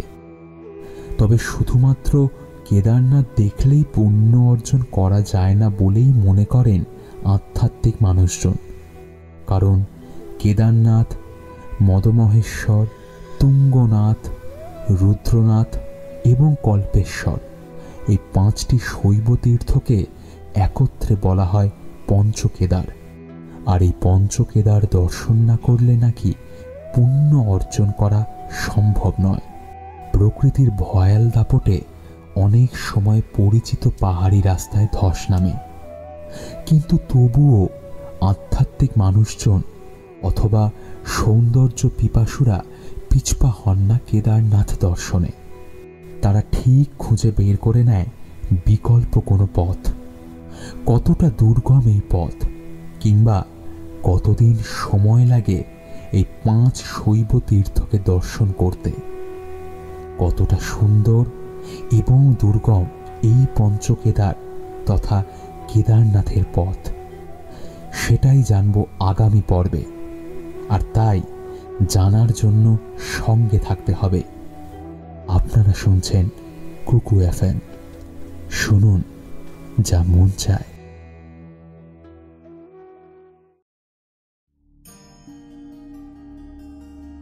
মহাভারতের সঙ্গে বিশেষভাবে জুড়ে রয়েছে এই পঞ্চকেদার। পঞ্চপাণ্ডব যখন বৃষরূপী মহাদেবকে পাহাড়ি মাটির তলা থেকে বের করে আনার চেষ্টা করেছিলেন, তখন বৃষরূপী মহাদেবের অঙ্গগুলো টুকরো টুকরো হয়ে ছড়িয়ে পড়েছিল 5টি জায়গায়। কেদারনাথে পড়েছিল বৃষের কুঁজ, মদমহেশ্বরে নাভিমূল, তুঙ্গনাথে 2 হাত, আর কল্পেশ্বরে জটা। আর এইভাবেই শিব শরীরে পূর্ণ হয়েছিল কেদার খণ্ডের 5টি জায়গা। এরপর পঞ্চপাণ্ডবী নিজেদেরই ইচ্ছা তাগিদে এই 5টি জায়গাতেই গড়ে তুলেছিল শিবের ক্ষেত্র। আর এর সাথে সাথেই জন্ম হয় কেদার খণ্ডের পুণ্যভূমির, যাকে একত্রে পঞ্চকেদার আখ্যা দেওয়া হয়ে থাকে। পুরাণ বলছে এই পঞ্চকেদারের প্রতিষ্ঠাতা হচ্ছে পঞ্চপাণ্ডব, কিন্তু ইতিহাস বলছে আদিগুরু শঙ্করাচার্যের হাতেই 8ম শতাব্দীতে পঞ্চকেদারের মন্দিরগুলো পুনরায় প্রতিষ্ঠা হয়েছিল। যেহেতু হিন্দু বৌদ্ধ যুগের সম্মিলনে এই মন্দিরগুলো প্রতিষ্ঠা করা হয়েছিল, সেহেতু এই মন্দিরগুলোর গঠনশৈলীতেও বৌদ্ধ মন্দিরের ছোঁয়া দেখতে পাওয়া যায়। পঞ্চকেদারের প্রথম ধাম হচ্ছে কেদারনাথ। জনশ্রুতি অনুযায়ী এখানেই বৃষের কুঁজ পড়েছিল, আর তাই এখানে যে শিবলিঙ্গটি পূজিত হয় সেটি দেখতে অনেকটা বৃষের কুঁজের মতো ত্রিভুজাকৃতি। পাহাড় দিয়ে ঘেরা এই রহস্যময় কেদারনাথ মন্দির এবং হিন্দুদের 4 ধাম যাত্রার অন্যতম প্রধান ধাম হচ্ছে কেদারনাথ। এই রহস্যময় কেদারনাথ হচ্ছে পঞ্চনদীর মিলনস্থল। 5টি নদী হচ্ছে মন্দাকিনী, মধুগঙ্গা, ক্ষীরগঙ্গা, সরস্বতী এবং স্বর্ণগৌরী। এই 5টি নদী একত্রে এসে মিলেছে এই কেদারনাথে। তবে অন্যান্য নদীগুলোর অস্তিত্ব সেভাবে না থাকলেও কেদারনাথ মন্দিরের ডান পাশ দিয়ে মন্দাকিনী বয়ে চলে প্রবল বেগে। 2013 সালের জুন মাসের ভয়ঙ্কর প্রাকৃতিক দুর্যোগের হাত থেকে রহস্যময়ভাবে বেঁচে গিয়েছিল এই কেদারনাথ মন্দিরটি। আর সেই প্রাকৃতিক বিপর্যয়ের কারণে সোনপ্রয়াগ থেকে গৌরীকুণ্ড হয়ে কেদারনাথ পৌঁছনোর যে পায়ে হাঁটা তথা ট্রেকিং পথটি ছিল, সেই পথেরও সম্পূর্ণ পরিবর্তন হয়ে যায়। বিপর্যয়ের আগে গৌরীকুণ্ড থেকে 14 কিলোমিটার পাহাড়ি দুর্গম পথ পায়ে হেঁটে অথবা ঘোড়া, ঢুলি ইত্যাদিতে চেপে পৌঁছানো যেত কেদারনাথ মন্দিরে। কিন্তু বর্তমানে সেই পথ প্রায় পুরোটাই ধ্বংস হয়ে গিয়েছে। তবে 2014 সাল থেকে উত্তরাখণ্ড সরকার, ইন্ডিয়ান আর্মি এবং নেহেরু ইনস্টিটিউট অফ মাউন্টিংয়ের অক্লান্ত পরিশ্রমে কেদারনাথে যাওয়ার একটি নতুন পথ তৈরি হয়েছে। এখন সোনপ্রয়াগ থেকে গৌরীকুণ্ড পৌঁছে সেখান থেকে পায়ে হেঁটে জঙ্গলচটি, ভীমবলি, আপার এবং লোয়ার লিঞ্চলি বেস ক্যাম্প পেরিয়ে কেদারনাথ মন্দিরে পৌঁছানো যায়। আগে যেখানে 14 কিলোমিটার পথ পেরোতে হতো, এখন সেটা 16 কিলোমিটারে দাঁড়িয়েছে। আর এই কারণে যাত্রাপথের সময়ও বেড়েছে কিছুটা। তবে এখনকার যাত্রাপথটি কংক্রিটের আর অনেকটাই প্রশস্ত। তবে এই কংক্রিটের পথে একটাই অসুবিধা, সেটা হলো বর্ষার জলে পা পিছলে যাওয়ার ভয়। প্রচণ্ড শীতের সময় অর্থাৎ নভেম্বর মাসের কার্তিক পূর্ণিমাতে কেদারনাথের শিবকে টলি করে নামিয়ে নিয়ে আসা হয় উখি মঠের ওঙ্কারেশ্বর মন্দিরে।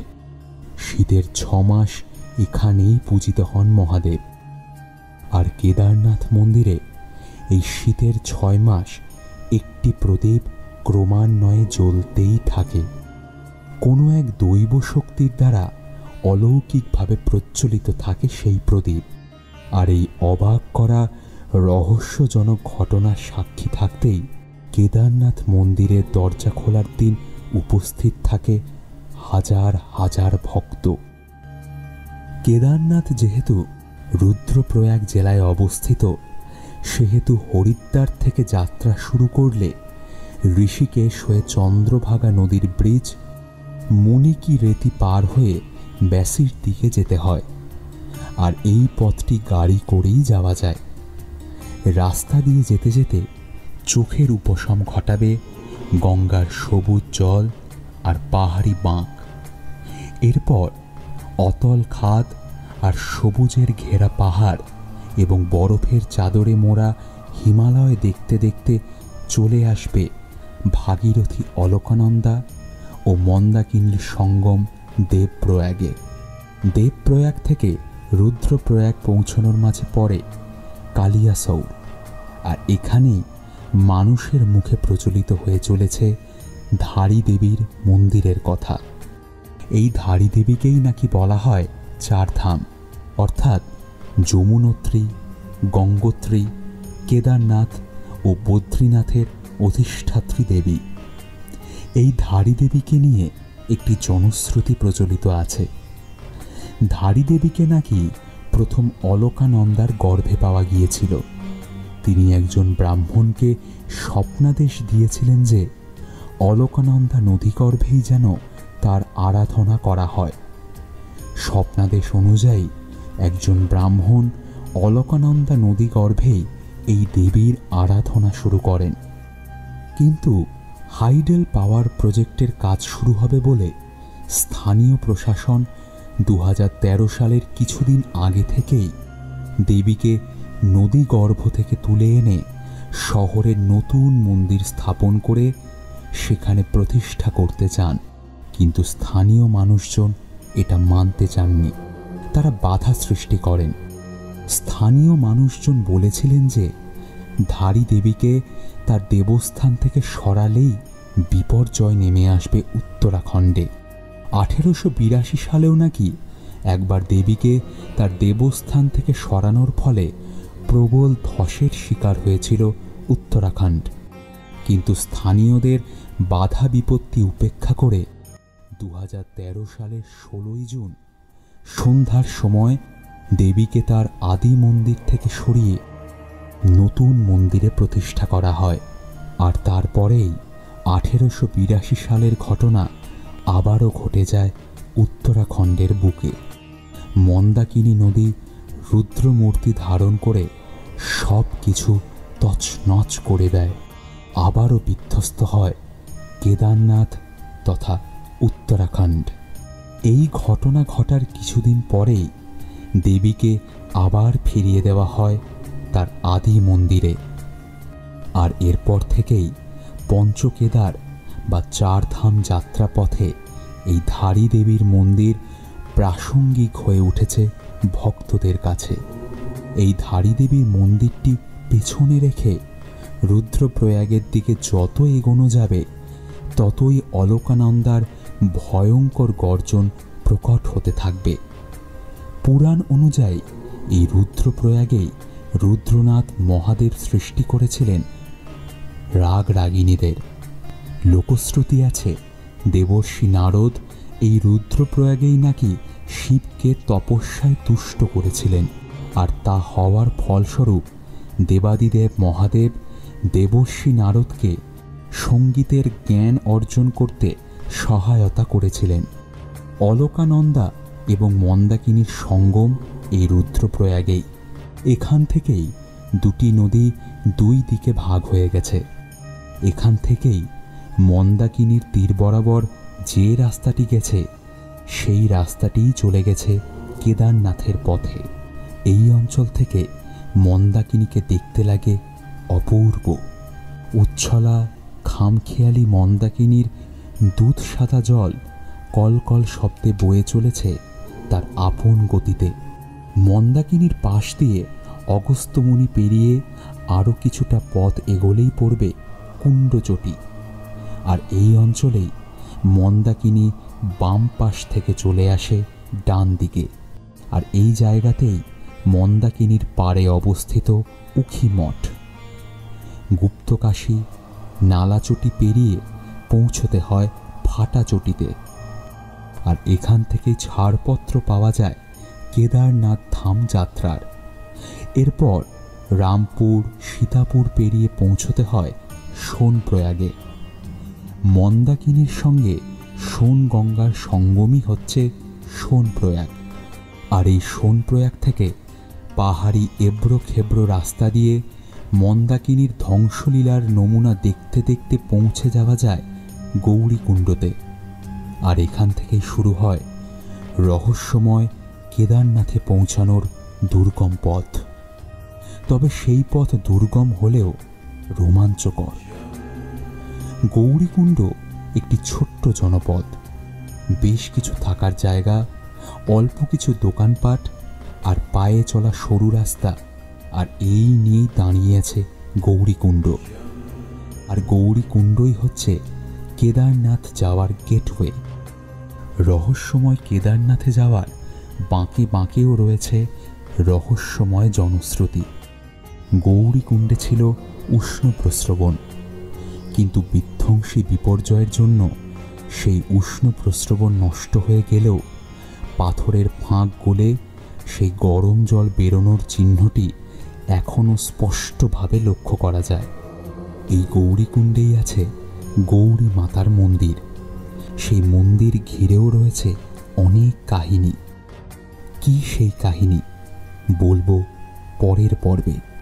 আপনারা শুনছেন কুকু FM। শুনুন যা মন চায়।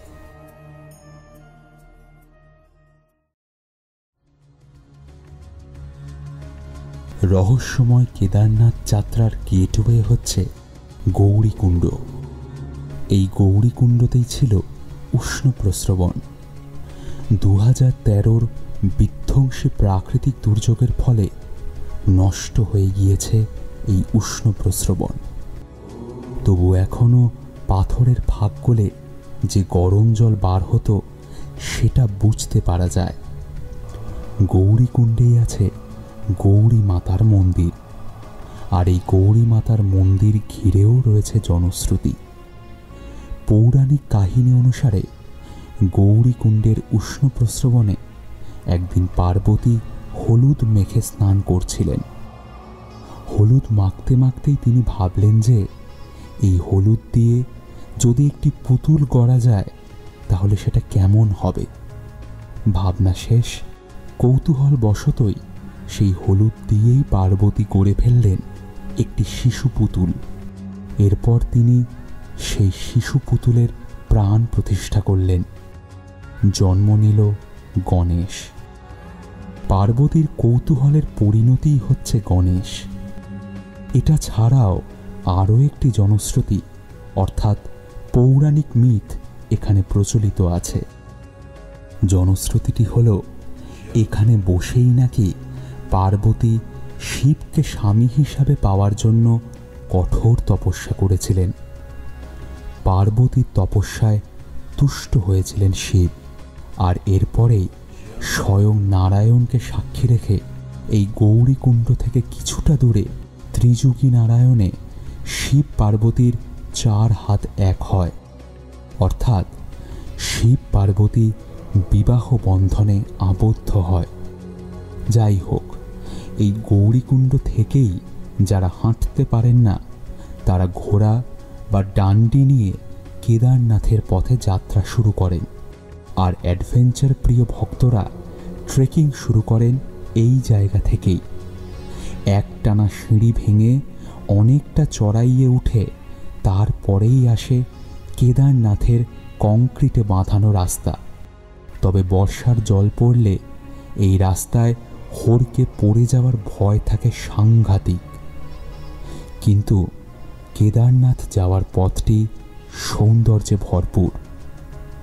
একদিকে কলকল শব্দে বয়ে চলেছে মন্দাকিনী, আবার এক এক জায়গায় পাহাড়ের গা বেয়ে ঝাঁপিয়ে পড়া বেখেয়ালি ঝর্ণা। সেই ঝর্ণার জল যেন শুদ্ধ করে দিতে চায় কেদারনাথের পুণ্যার্থীদের। মাথার ওপরে নীল আকাশ আর বরফ ঘেরা পাহাড়, অপূর্ব স্বর্গীয় সেই দৃশ্য দেখে মনে হয় কে যেন একটা বড় ক্যানভাসে তার মনের মাধুরী মিশিয়ে ছবি এঁকে দিয়েছে।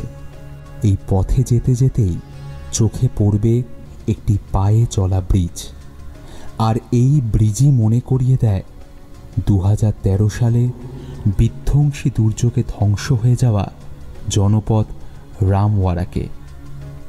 মনে করিয়ে দেয় রহস্যময়ভাবে কেদারনাথ মন্দির অক্ষত থাকলেও তার আশেপাশের অঞ্চলের সব কিছুই বিনাশ হয়ে গিয়েছিল।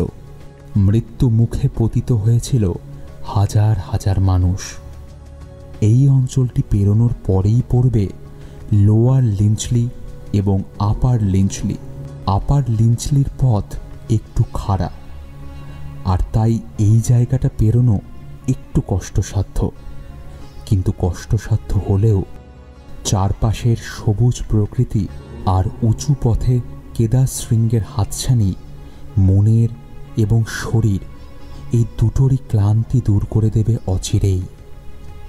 এর পরেই আসে বেস ক্যাম্প আর নতুন পথের দেবদর্শনী, অর্থাৎ এই জায়গা থেকেই প্রথম নজরে আসে কেদারনাথ মন্দির, আর এখান থেকেই শুরু হয় সমতল রাস্তা। এই জায়গা থেকে মাত্র 1 কিলোমিটার পথ এগোলেই স্বপ্নপূরণ।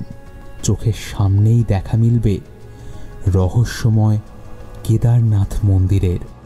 গুপ্তযুগের শিলালিপিতে উল্লেখ করা আছে কেদারনাথ মন্দিরের, আর সেই কারণে মনে করা হয় যে গুপ্ত যুগে মন্দিরের নির্মাণ কার্য শুরু হয়েছিল।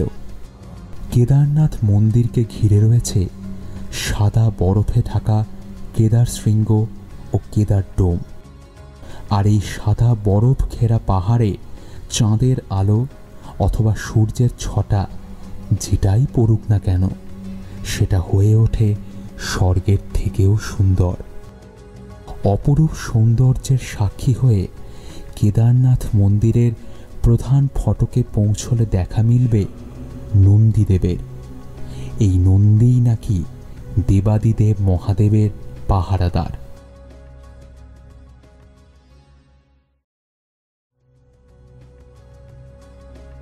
2013 সালের বিধ্বংসী প্রাকৃতিক দুর্যোগে এই বিশাল আকৃতির নন্দীদেবকে ঢাল করেও বহু মানুষ বেঁচে গিয়েছিল। কেদারনাথের মূল যে মন্দির, সেই মন্দিরে 3টে প্রকোষ্ঠ আছে।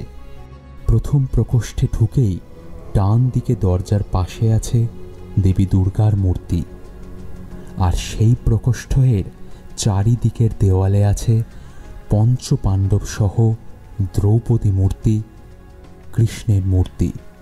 দ্বিতীয় প্রকোষ্ঠ হচ্ছে নাট মন্দির। এই নাট মন্দিরে আছে পিতলের তৈরি একটি ছোট নন্দীদেবের মূর্তি। আর এই নন্দীদেবের মূর্তির সামনেই আছে গর্ভ মন্দিরের দরজা। মহাভারতের যুগে পঞ্চপাণ্ডব থেকে শুরু করে অষ্টম শতাব্দীতে আদি শঙ্করাচার্য সহ আদিকাল থেকে বহু সাধু সন্ত, ভক্ত এবং উৎসাহী পর্যটকদের উপস্থিতির সাক্ষী এই গর্ভগৃহ।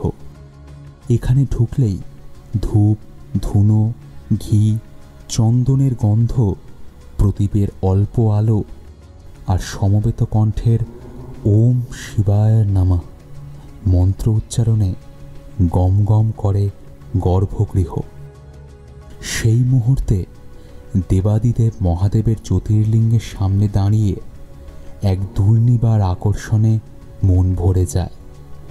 গর্ভগৃহে আছে কেদারলিঙ্গ, আর এই কেদারলিঙ্গের ঠিক পেছনেই আছে একটি কুলুঙ্গি। আর এই কুলুঙ্গিতে আছে পিতলের মহাদেবের একটি ধ্যান মূর্তি।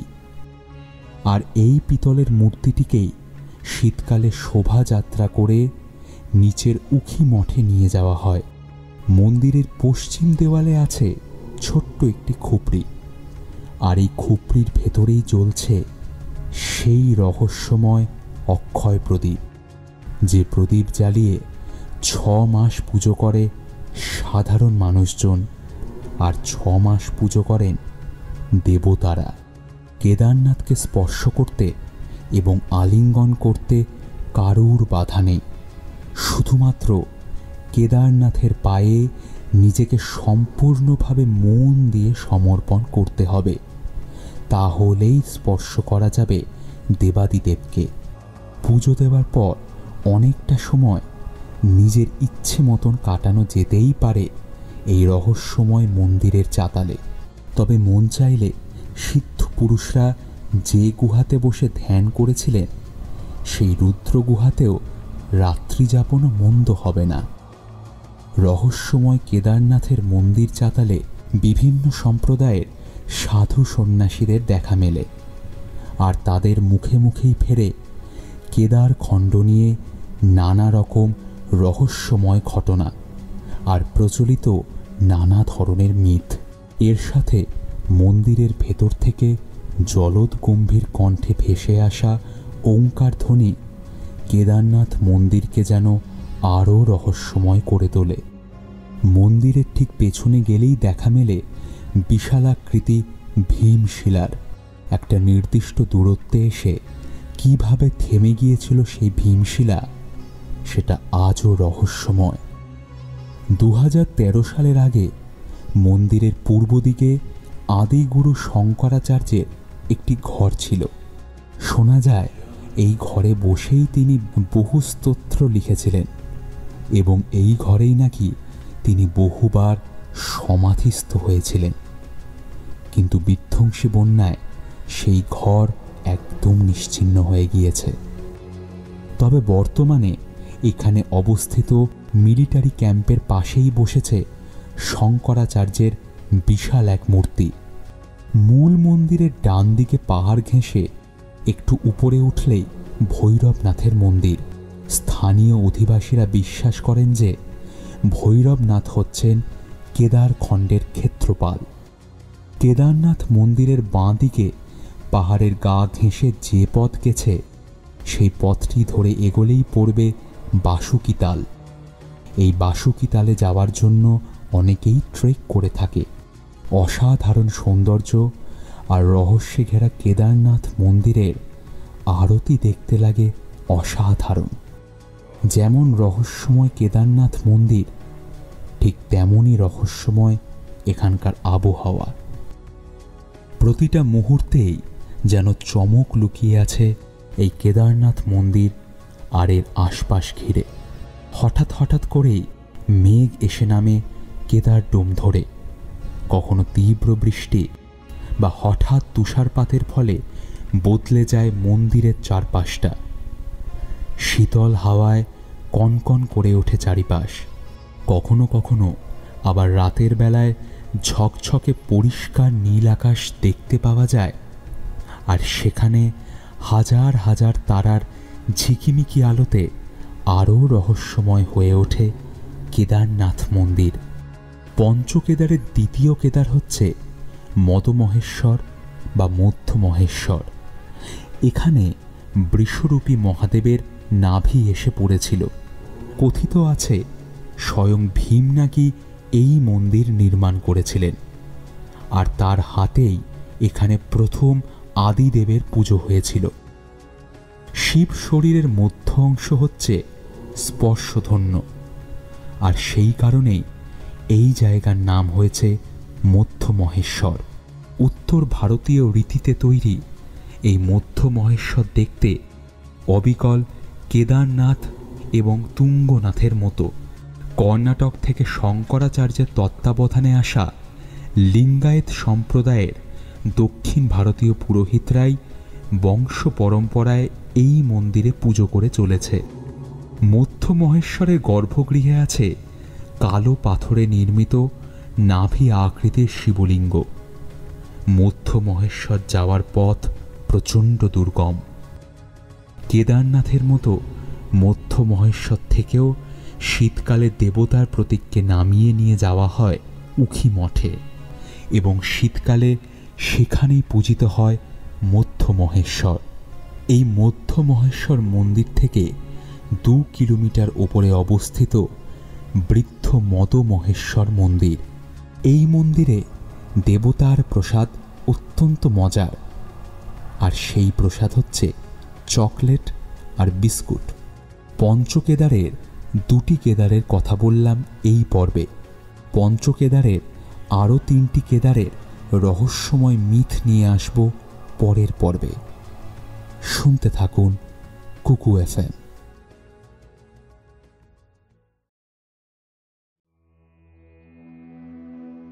পঞ্চকেদারের তৃতীয় কেদার হচ্ছে তুঙ্গনাথ। এই পঞ্চকেদারের মধ্যে তুঙ্গনাথের শিব মন্দির সব থেকে উঁচুতে অবস্থিত। মহাভারতের কাহিনী অনুসারে এই তুঙ্গনাথে বৃষরূপী মহাদেবের 2 বাহু এখানে ছড়িয়ে পড়েছিল। পুরাণ অনুসারে পঞ্চপাণ্ডবের তৃতীয় পাণ্ডব অর্জুন এই মন্দির প্রতিষ্ঠা করেছিলেন। যে সময় বৌদ্ধ ধর্ম তিব্বত পর্যন্ত পৌঁছে গিয়েছিল, সেই সময় সাক্ষী এই তুঙ্গনাথ মন্দির। আর সেই কারণেই এই মন্দির নির্মাণে বৌদ্ধ স্থাপত্যর রীতির আদর লক্ষ্য করা যায়। পরবর্তীকালে আদি শঙ্করাচার্য নতুন করে এই মন্দিরটিরও পুনঃপ্রতিষ্ঠা করেছিলেন, এবং এখানে নিয়মিত পুজোর প্রচলনও করেছিলেন তিনি। বৃষরূপী শিবের হৃদয় এবং বাহু পুজো হয় তুঙ্গনাথে। আরও একটি মিথ রয়েছে এই তুঙ্গনাথ মন্দিরকে ঘিরে। লঙ্কাধিপতি রাবণ নাকি শিবের বর পেতে তুঙ্গনাথে এসে তপস্যা শুরু করেছিলেন। আবার কথিত আছে শিব ভক্ত রাবণকে বধ করার পর রামচন্দ্র পাপমুক্ত হওয়ার জন্য তুঙ্গনাথের সর্বোচ্চ শিখর চন্দ্রশিলায় তপস্যা করেছিলেন। চন্দ্রশিলা নামটি ঘিরেও রয়েছে এক রোমাঞ্চকর জনশ্রুতি। রাজা দক্ষ প্রজাপতির 27 জন কন্যা সন্তান ছিল। তার মধ্যে অন্যতম সুন্দরী কন্যা ছিল রাজকন্যা রোহিণী। এই রোহিণীর প্রেমে পড়েন দেবতা চাঁদ। কিন্তু রোহিণীর প্রতি চাঁদের এই প্রেম অপরাধ বলে গণ্য হয় রাজার কাছে। তখন রাজা চাঁদকে অভিশাপ দেন। এই অভিশাপের ফলে চাঁদের ক্ষয় রোগ শুরু হয়। তখন এই রোগ থেকে মুক্তি পাওয়ার জন্য চাঁদ তুঙ্গনাথের শিখরেই মহাদেবের তপস্যা করেন। যেহেতু এখানে চাঁদ তপস্যা করেছিলেন, সেহেতু এই জায়গার নাম হয় চন্দ্রশিলা। এই চন্দ্রশিলাতে একটি দুর্লভ রহস্যময় দৃশ্য দেখতে পাওয়া যায়। এখানে রহস্যজনকভাবে একটা নুড়ি পাথরের ওপর আর একটা নুড়ি পাথর, এইভাবে একটার পর একটা নুড়ি পাথর জড়ো করা হয়েছে। দেখে মনে হয় কেউ আপন খেয়ালে নিজের হাতে একটার পর একটা নুড়ি পাথর সাজিয়ে রেখেছে। পূর্ণিমাতে এই নুড়ি পাথরগুলোর ওপরে চাঁদের আলো পড়ে সৃষ্টি হয় এক অপার্থিব দৃশ্যে। অবিকল কেদারনাথ মন্দিরের আদলে গ্রানাইট পাথর দিয়ে তৈরি এই তুঙ্গনাথ মন্দির। মন্দিরটির দেওয়াল সুন্দর কারুকার্যময়, আর মন্দিরের চূড়ায় রয়েছে সোনার প্রলেপ দেওয়া তামার পাত। তুঙ্গনাথের গর্ভমন্দিরে ঢুকলেই চোখে পড়বে শিবলিঙ্গ, আর এই লিঙ্গ মূর্তির পেছনে আছে আদি শঙ্করাচার্যের একটি তৈলচিত্র। লিঙ্গ মূর্তির বাঁ দিকে আছে কাল ভৈরব এবং ডান দিকে আছে ঋষি বেদব্যাস। তুঙ্গনাথেও আদি শঙ্করাচার্য দক্ষিণ ভারতীয় লিঙ্গায়েত ব্রাহ্মণদের দিয়ে পুজো শুরু করেছিলেন, কিন্তু বর্তমানে এখানকার মক্কমঠ গ্রামের স্থানীয় মৈথানি ব্রাহ্মণরাই তুঙ্গনাথের পুজো করে থাকেন। পঞ্চকেদারের চতুর্থ কেদার হচ্ছে রুদ্রনাথ। এই রুদ্রনাথের যাত্রাপথ প্রচণ্ড দুর্গম, আর তাই হয়তো এখানকার প্রকৃতি আজও আদিম গন্ধমাখা। এই পথে যেমন আছে বুনো ভাল্লুকের ভয়, ঠিক তেমনই আছে চিরতুষারাবৃত হিমালয়ের অপূর্ব শোভা। এই রুদ্রনাথে বৃষরূপী মহাদেবের মুখমণ্ডল প্রকট হয়েছিল, আর সেই কারণে আজও রুদ্রনাথে মুখমণ্ডলের আকৃতি বিশিষ্ট রুদ্রশিলার পুজো হয়। 3টি দুর্গম পথ দিয়ে হেঁটে পৌঁছানো যায় রুদ্রনাথে, তবে গোপেশ্বর হয়ে রুদ্রনাথে পৌঁছানোর পথটি বহুল জনপ্রিয়। তাই এই পথেই প্রায় সকল অ্যাডভেঞ্চার প্রিয় ভক্তরা রুদ্রনাথের যাত্রা করেন। গোপেশ্বর পাহাড়ের কোলে অবস্থিত গোপীনাথ মন্দির। এই মন্দিরটি 12শো শতাব্দীর প্রাচীন একটি মন্দির। এই মন্দিরে রুদ্রনাথের শীতকালীন পুজো হয়। জনশ্রুতি আছে জায়গাটার নাম কৃষ্ণের নাম অনুযায়ী গোপেশ্বর হলেও এই গোপীনাথ মন্দিরের শিবই রক্ষা করেছেন গোপেশ্বরকে। কথিত আছে গোপীনাথজির তথা শিবের ধ্যান ভাঙাতে এই অঞ্চলে একদা উপস্থিত হয়েছিলেন কামদেব, কিন্তু শিবের কোপে পড়ে এখানেই ভস্ম হয়ে যান তিনি। এরপরে কামদেবের স্ত্রী রতি স্বামীকে পূর্ব অবস্থায় ফিরে পাওয়ার জন্য মহাদেবের কঠোর তপস্যা শুরু করেন। একসময় শিব রতির তপস্যায় সন্তুষ্ট হন। মহাদেব প্রকট হলে রতি মহাদেবের কাছে তার স্বামীকে ফেরত দেওয়ার আর্জি জানায় এবং এরপরে শিবের দয়ায় কামদেবকে ফিরে পান রতি। গোপীনাথ মন্দির দেখে সেদিনই পৌঁছে যাওয়া যায় সাগর গ্রামে, আর এই সাগর গ্রামেই আছে সগরেশ্বর মন্দির। সূর্যবংশীয় রাজা বাহুর পুত্র ছিলেন মহারাজ সগর। এই সাগর গ্রামেই তিনি জন্মগ্রহণ করেছিলেন, বেড়ে উঠেছিলেন ও শিক্ষা লাভও করেছিলেন। সগরের উপাসনা স্থল ছিল এই সাগর গ্রাম। এই সগর রাজা সাগর গ্রামেই শিব এবং চণ্ডীর উপাসনা করে পুনরায় অযোধ্যা রাজ্য জয় করেছিলেন। এই জায়গাতেই রয়েছে বহু প্রাচীন সগরেশ্বর মন্দির, মা চণ্ডিকা মন্দির এবং লক্ষ্মীনারায়ণ মন্দির। এই অঞ্চলের পথ থেকেই রুদ্রনাথের লম্বা ট্রেক শুরু হয়ে যায়। অসম্ভব দুর্গম এবং সৌন্দর্যে মোড়া সেই রাস্তায় যেতে যেতে দেখা মেলে খরস্রোতা ঝর্ণা, অসম্ভব সুন্দর আদিমতার গন্ধ গায়ে মেখে দাঁড়িয়ে থাকা লম্বা লম্বা ফার্ন ওকের সারি। সত্যিই অপরূপ সুন্দর সে দৃশ্য। 4 দিন ট্রেক করার পরে অবশেষে দেখা মেলে রুদ্রনাথের। রুদ্রনাথের মন্দিরটি দুপুর বেলায় বন্ধ থাকে, আবার খোলে বিকেল 4:30 সময়। এই মন্দিরের কাছাকাছি রয়েছে অনেকগুলো জলাধার।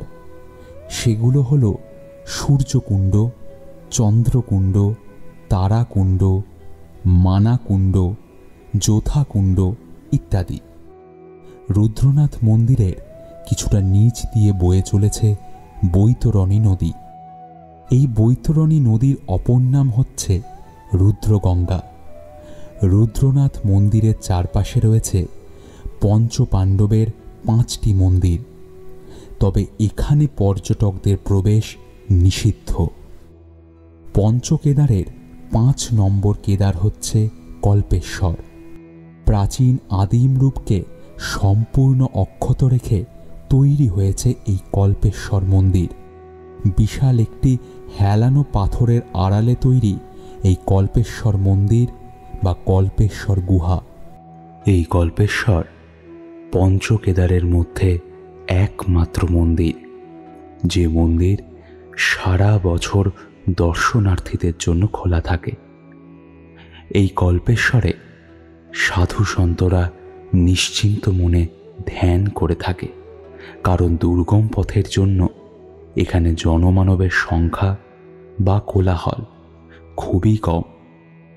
কল্পেশ্বরে প্রস্তরীভূত জটারূপী শিবের আরাধনা করা হয়ে থাকে, আর সেই কারণেই এখানকার শিবকে জটেশ্বর বা জটাধর মহাদেব বলা হয়ে থাকে। পাহাড় বিদীর্ণ করে বৃষরূপী শিব যখন উপরে উঠে এসেছিলেন, তখন তার জটা স্পর্শ করেছিল এই কল্পেশ্বরে।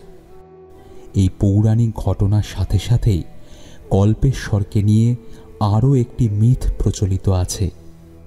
এখানেই নাকি মহাঋষি দুর্বাসা কল্পবৃক্ষের আশ্রয়ে বসে দীর্ঘদিন ধ্যান করেছিলেন।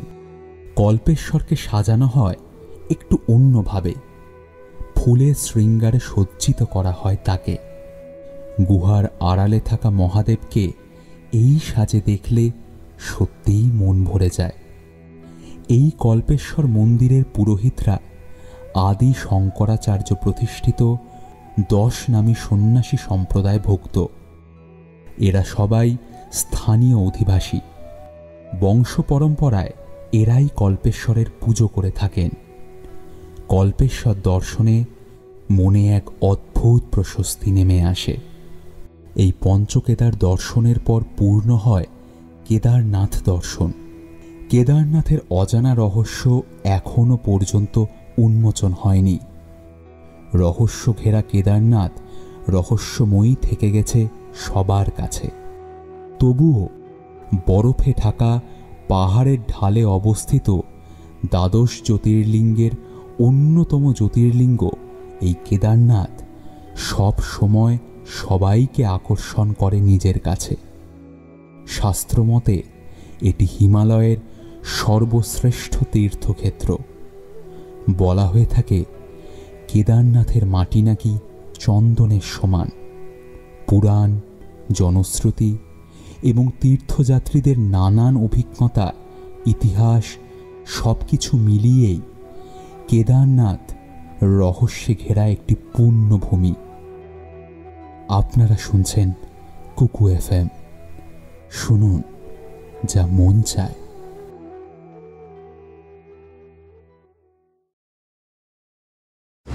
भारत इंडिया वर्सेस भारत विवाद पर बोले हैं S Jaishankar. India that is Bharat which is there in the constitution. कल मान लीजिए इस इंडिया अलायंस ने अपना नाम बदल के भारत रख लिया, तो फिर भारत भी बदल देंगे। জানেন, ছোটবেলায় যখন প্রথম এক একটা শব্দ লিখতে শিখছিলাম, আর আমার মা আমার বাড়ির ঠিকানা, বাবা মায়ের নাম, শহরের নাম, রাজ্যের নাম, দেশের নাম এগুলো আমাকে পরিচয় করানো শুরু করেছিলেন, তখন আমার একটা বিষয় নিয়ে খুব সমস্যা হতো। মা বাংলায় লেখাতে গিয়ে বলতেন দেশের নাম ভারত, আবার ইংরেজিতে লেখানোর সময় বলতেন ইন্ডিয়া। তাহলে কি আমাদের দেশের দুটো নাম? নাকি যেমন বাঘের ইংরেজি শব্দ টাইগার, তেমনি ভারতের ইংরেজি শব্দ ইন্ডিয়া? বিষয়টা নিয়ে মনের এই ধাঁধা কাটতে বেশ খানিকটা সময় আমার লেগেছে। আমি জানি আমার অনেক বন্ধুদেরই এই ভাবনা মনে এসেছে ছোটবেলায়, আর এও জানি যে বয়স বাড়ার সঙ্গে সঙ্গে এই বিভ্রান্তি কেটেও গেছে। সত্যি বলতে কি, এই বিভ্রান্তিটা কিন্তু আজও কাটেনি। আসলে